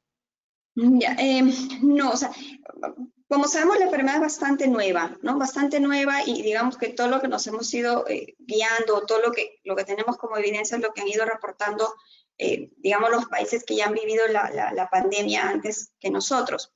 Entonces, lo que sí está definitivamente claro es que que la enfermedad tiene hallazgos tomográficos que varían en el curso de la infección. Todavía no, es más, todavía no está definido si en el 100%. Es más, de nuestra propia experiencia, bueno, que tampoco es tan amplia, nos hemos dado cuenta que no, hay pacientes que hacen vidrio esmerilado y que directamente saltan a consolidado y luego resuelven. Hay otros que hacen vidrio esmerilado, hacen empedrado, ya no hacen consolidado y resuelven. O hay otros que hacen vidrio esmerilado y simplemente resuelven el proceso inflamatorio. Ahora, ¿por qué lo hacen? No sabemos si es una parte de la respuesta inmunológica de cada paciente. La gran mayoría se hace los 4 estadios que les mencioné, pero todavía no se ha reportado características específicas por raza o por sexo o por grupo. Probablemente la gran mayoría, al ser pacientes de mayor riesgo, sí hagan los 4 picos de la infección, ¿no? Los cuatro momentos, los 4 estadios. Pero no tenemos todavía, digamos, reportes por grupos específicos. Gracias, Nati. Las otras preguntas serían en cuanto a los hallazgos tomográficos. ¿Cuáles serían los más frecuentes? En tu experiencia, ¿has observado con qué frecuencia se podrían presentar imágenes quísticas? ¿Las has podido evaluar? Y sí, básicamente eso. ¿Qué lesiones y si las lesiones quísticas las es has muy observado? importante porque es muy importante, o sea, conocer, a ciencia cierta cómo se comporta la infección, porque si bien es cierto, ya sabemos, pueden ser vidrio esmerilado, puede ser consolidado, puede ser empedrado, pueden ser bandas, y hay que saber exactamente cómo se distribuyen. ¿Por qué? Porque acuérdense que, como el ejemplo que les puse, puede haber 2 infecciones al mismo tiempo en el pulmón, ¿no? Puede haber una coinfección. Entonces, desde el punto de vista radiológico, no porque ya veo todo inflamatorio, todo es solamente la neumonía viral, ¿no? Entonces, sí tenemos que tener mucho cuidado en hacer la distinción de cuándo es solo neumonía viral o cuando hay una infección adicional. Como si usted me menciona, hay lesiones quísticas. Si es que existieran imágenes quísticas en el parénquima pulmonar, tengo que pensar en otra patología, sea, tengo que pensar en otra patología, entonces tendría que mirar, ok, si son lesiones quísticas o necróticas, bueno, tipo de pared, entonces diré, ok, son abscesos pulmonares, es enfermedad pulmonar metastásica, está haciéndome una neumonía necrotizante, o de repente, si no hay pared gruesa y solamente son de pared delgada, pues entonces pensaré en linfagioleinmamatosis, y ahí todos los diferenciales, ¿no? Pero definitivamente los quistes no son una expresión de neumonía viral. Y si tengo expresiones de neumonía viral como vidrio esmerilado, como consolidados asociados a lesiones quísticas, yo tengo que decir, ok, esto debe ser una doble infección. La neumonía viral basado en el vidrio esmerilado, ¿no? Y los quistes definitivamente son expresión de otra cosa. Entonces, es muy importante también el contexto clínico. ¿Por qué? Porque si yo tengo lesiones quísticas y pared gruesa, lo primero que me pregunto, ok, si son abscesos, el paciente debe estar totalmente séptico, ¿no? Entonces, está con fiebre, o tiene antecedentes de un cáncer para que sean lesiones metastásicas. Entonces, importa ahí muchísimo la comunicación del tratante con el médico. Entonces, toda la información que realmente ustedes nos puedan brindar es súper importante para nosotros, digamos, poder encaminar el diagnóstico.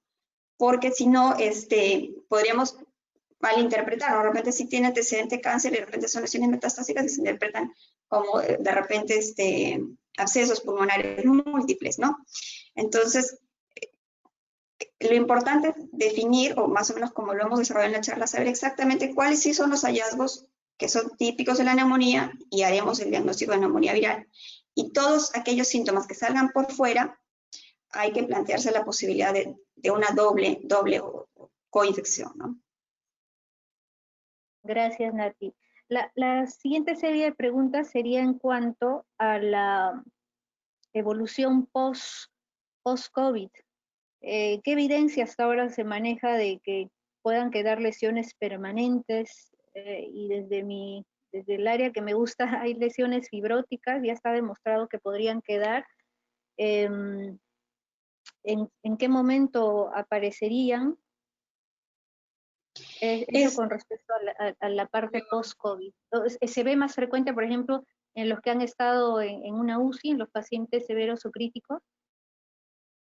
Sí, todavía no hay mucha evidencia, o sea, o estudios grandes al respecto, pero sí se sabe que sobre todo aquellos pacientes críticos con ventilación mecánica que han desarrollado síndrome de distrés respiratorio agudo asociado a la infección, daño alveolar difuso, esos pacientes sí desarrollan o quedan con secuelas pulmonares, pero todavía no se sabe exactamente en qué dimensión ni en qué tipo de infección o sea, de secuela pulmonar va a devenir. Se sabe que sí y parece que va a ser así, pero todavía no hay, digamos, una información científica contundente al respecto como para hablar de qué porcentaje, exactamente qué tipo de lesión queda, pero de los pequeños reportes sí se sabe de que hay pacientes que quedan con secuela pulmonar, ¿no?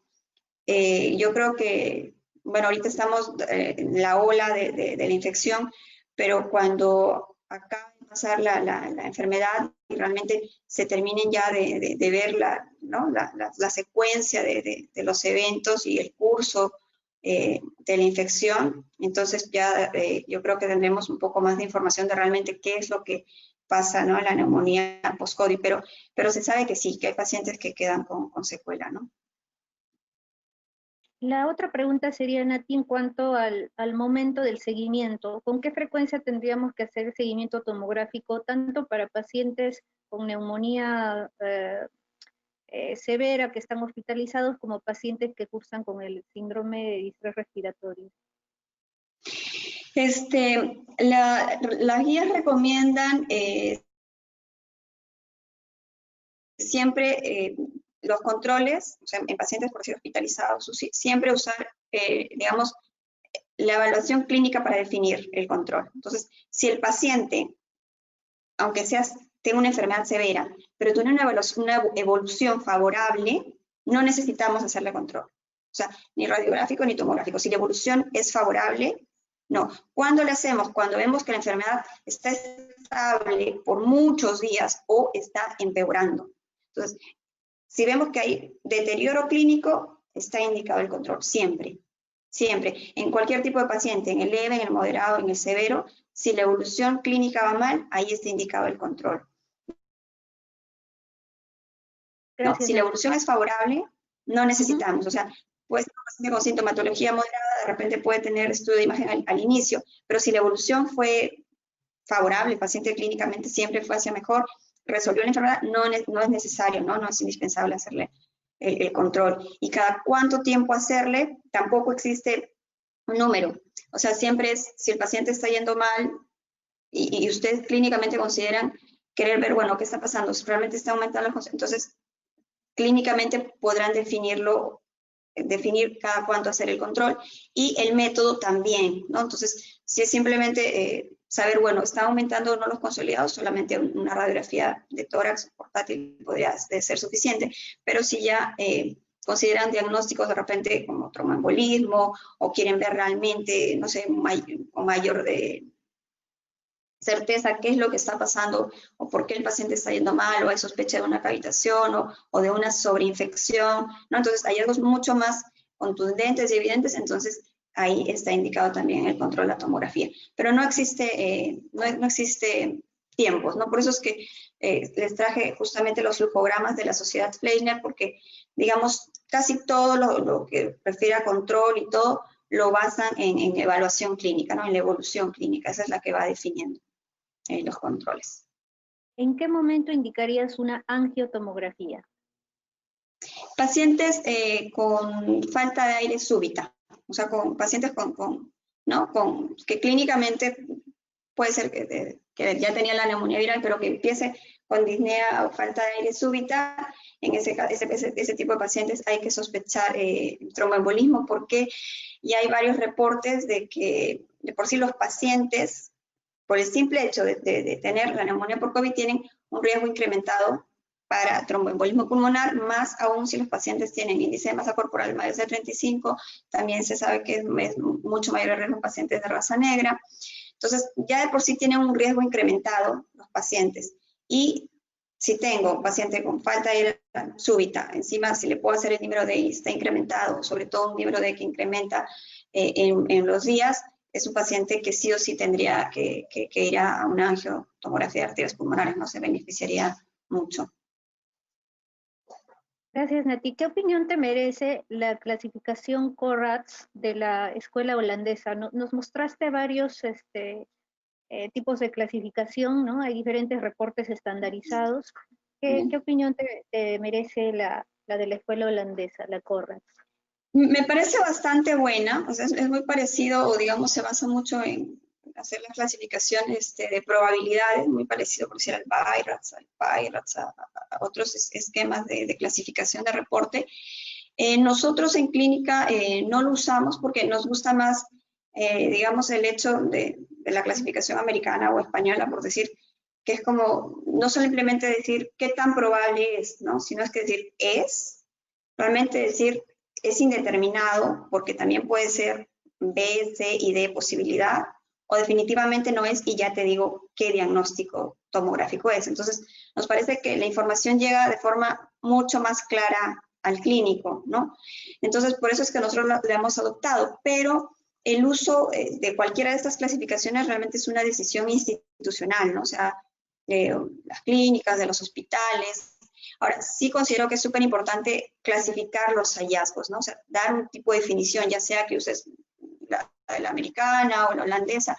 Sí es importante, porque el informe no es simplemente decir, mira, veo opacidades, y bueno, opacidades en ambos pulmones, inflamatorio, ¿no? Porque si no, no ayuda el estudio de imagen. Entonces, yo creo que ayudamos en la manera en que nuestro reporte sea el más claro posible, para que ustedes puedan tomar decisiones en relación a esto, ¿no? Entonces, sí, desde el punto de vista de imágenes, sabemos de la importancia que tiene el método y de la importancia de lo que podamos aportar. Entonces, ya depende mucho de las instituciones, en general de los mismos radiólogos, en hacer esto lo más sistemático posible para que esa información realmente sea útil al llegar a ustedes, ¿no?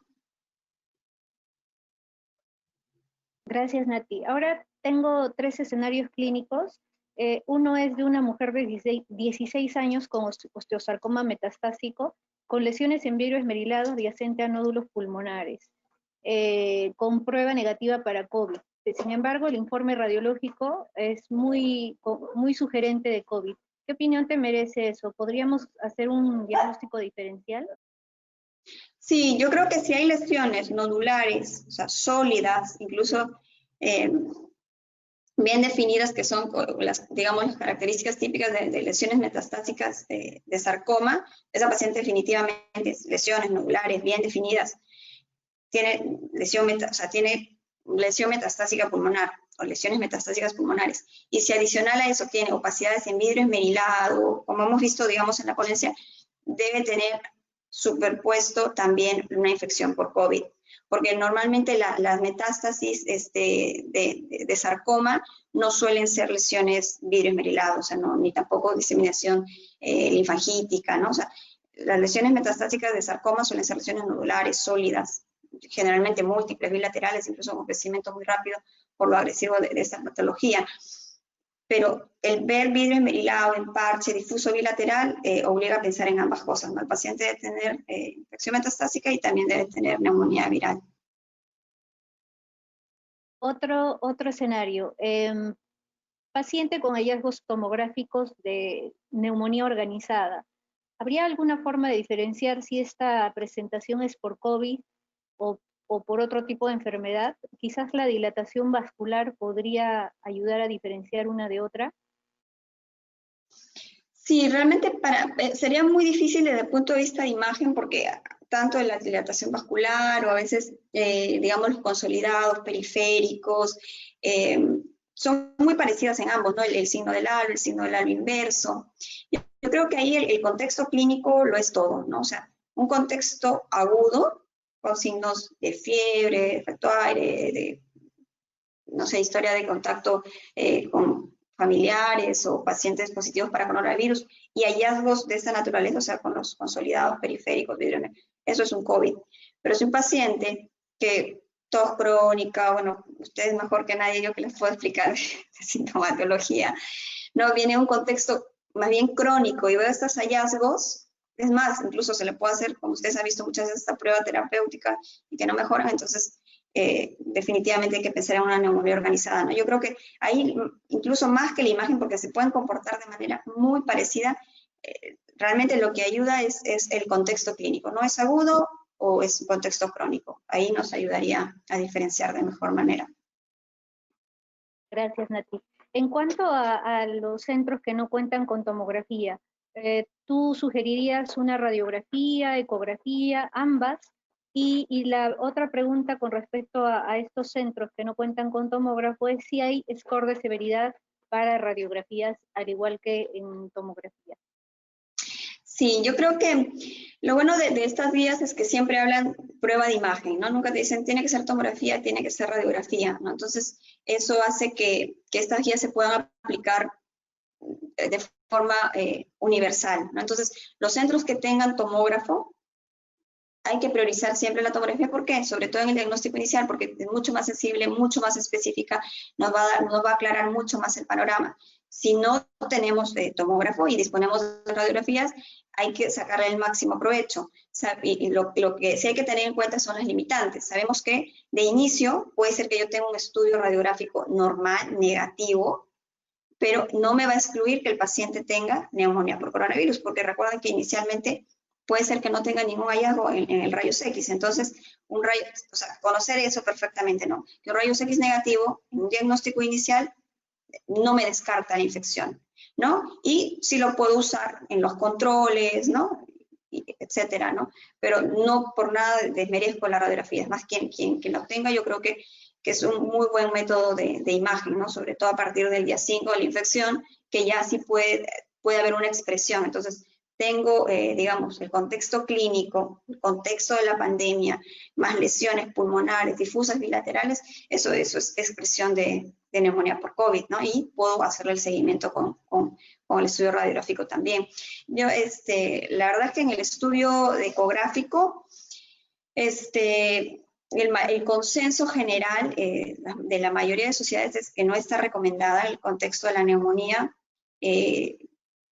Es muy poco sensible, es muy poco específico y yo creo que el mayor rol es en aquellos pacientes críticos, severos, ¿no? Que no pueden ser movilizados, que no pueden contar con otro método diagnóstico y entonces en esos pacientes se puede usar la ecografía, obviamente en manos bien entrenadas. Yo creo que muy pocas, muy pocas personas o profesionales son expertos en ecografía pulmonar, pero digamos, si en los hospitales hay alguien que se dedica, yo creo que en manos expertas es también un buen método, ¿no?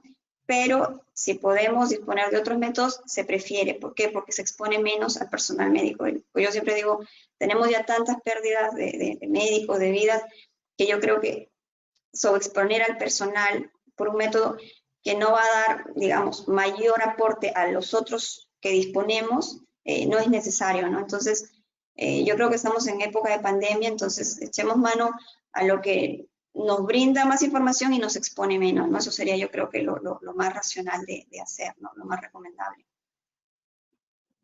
Gracias, Nati. Otra pregunta acerca de, bueno, en nuestro medio vemos bastante tuberculosis y hay una pregunta acerca si han observado algún tipo de característica o particularidad en pacientes que tienen coexistencia de tuberculosis y COVID. Y otra pregunta que tiene que ver con algo parecido es también si hay alguna similitud o diferencia con el virus respiratorio sincicial. Ya, en cuanto a tuberculosis, la tuberculosis tiene características muy propias y yo creo que como lo vemos tanto, yo creo que todos los radiólogos son expertos en diagnosticar tuberculosis, ¿no? Es lo que se ve mucho. Entonces, en el contexto de tuberculosis solemos ver sobre todo patrón de árbol en brote, que no se ve en neumonía viral. Por tanto, si es que vemos árbol en brote, definitivamente a la cabeza hay que pensar en tuberculosis, más si es el compromiso, digamos, apical de los campos pulmonares. Suelen hacer consolidados, los cuales tienden a cavitar. Entonces, ese también es otro hallazgo muy típico de tuberculosis y que no suele verse en neumonía viral. Entonces, suelen hacer bronquiectasias, porque generalmente suelen ser pacientes que ya tuvieron una primera infección y luego hacen la reactivación. Entonces, suelen tener las secuelas de la TB previa, entonces podemos ver engrosamiento pleural, podemos ver las bronquiectasias, granulomas. Entonces, digamos que en el argot de los radiólogos es fácil diagnosticar una tuberculosis o sospecharla, ¿no?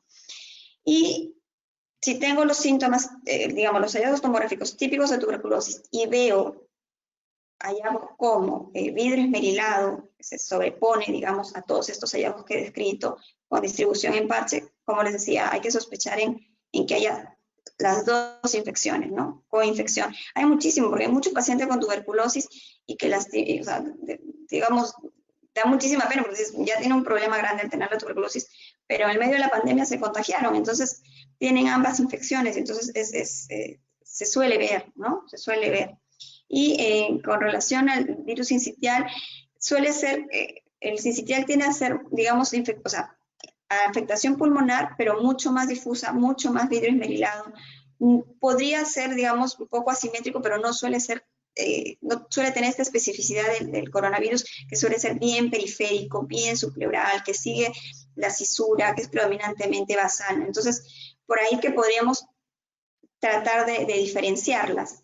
¿Qué es lo beneficioso realmente? El contexto. O sea, si viene un paciente sin contexto de pandemia, con vidrio esmerilado, parche, los dos pulmones, yo podría decir, bueno, podría ser un coronavirus o podría ser un sincitial, no sé, es una neumonía viral, no sé cómo diferenciarlo. Pero en el contexto de pandemia, cualquier signo de neumonía atípica o viral, eso es coronavirus, estamos en pandemia, entonces eso incrementa la especificidad del método, ¿no? Gracias, Nati. Hay una pregunta acerca de si hay correlación con el aumento de extensión de las lesiones o aumento del índice de severidad con respecto al pronóstico del paciente. Sí, hay reportes que dicen que sí y con sensibilidades y especificidades altísimas, o sea, sobre todo para pacientes severos y críticos. O sea, en pacientes severos y críticos la correlación es altísima, del 80, 90, incluso algunos reportan equivalencias al 100%, ¿no? De repente, para pacientes leves, moderados, las correlaciones son un poco menores, pero severos y críticos sí está reportado, está fundamentado y con pruebas estadísticas, o sea, ha demostrado que la correlación es alta, no es muy buena. ¿Algún rol que cumpla la resonancia magnética en estos casos?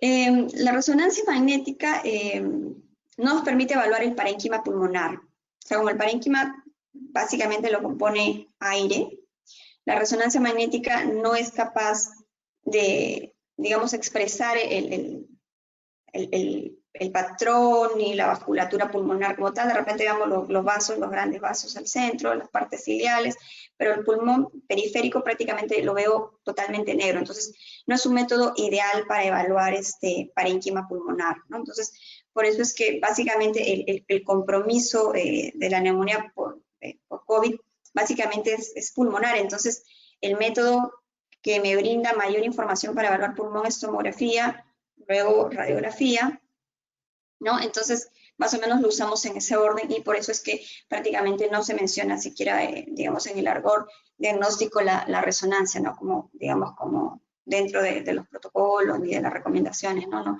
No es un método ideal para evaluar parénquima pulmonar. Y, en cambio, para mediastino sí, ¿no? Grande y de mediastino.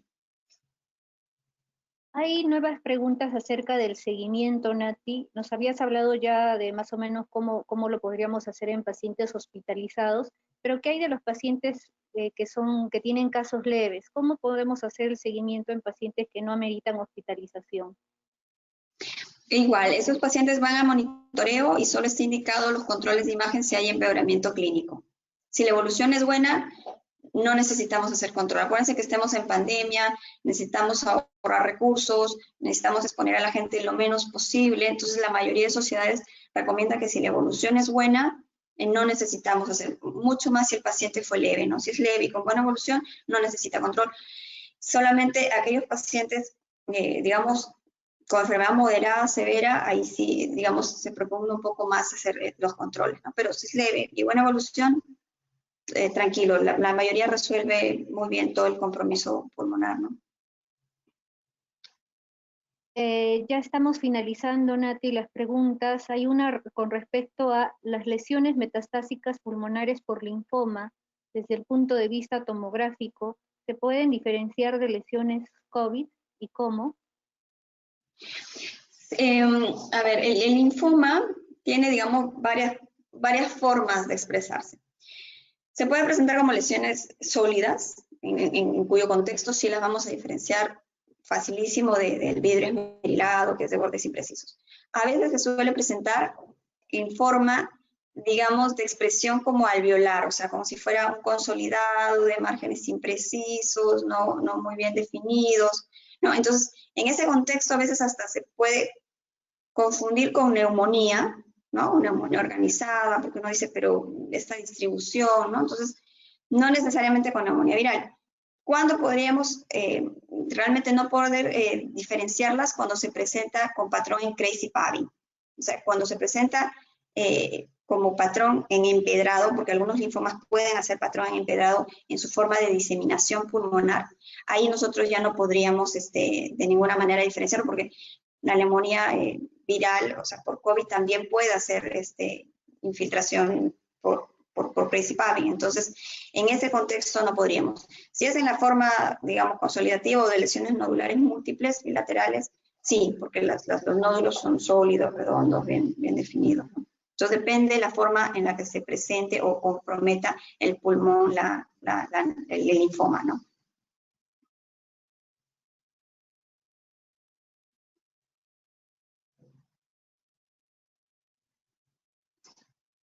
¿Alguna más? No sé si me está viendo.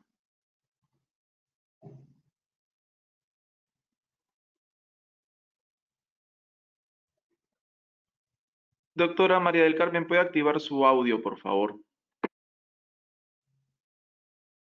Perdón.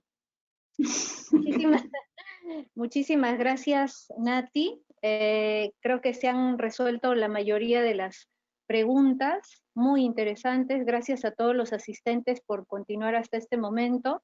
Antes de cerrar la sesión, quería quizás algunas palabras, Natalie, antes de irte. No, agradecerles muchísimo la oportunidad. Yo creo que todo lo que se hace en pro de la ciencia siempre suma, ¿no? Más ahora que es un momento complicado para todos, para todo el país.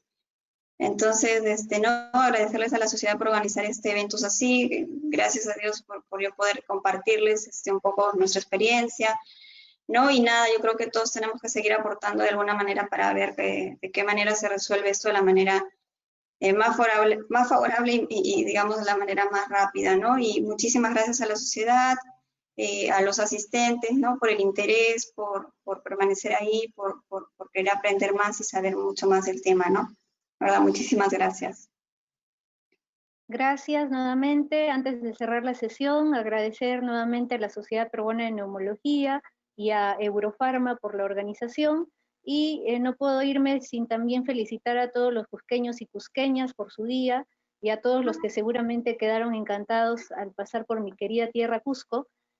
Causachun Cusco y buenas noches. Gracias por su atención. Buenas noches. Muchas gracias. Buenas noches. Gracias. Buenas noches. Gracias por todo, doctora.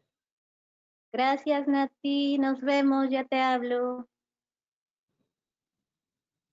No te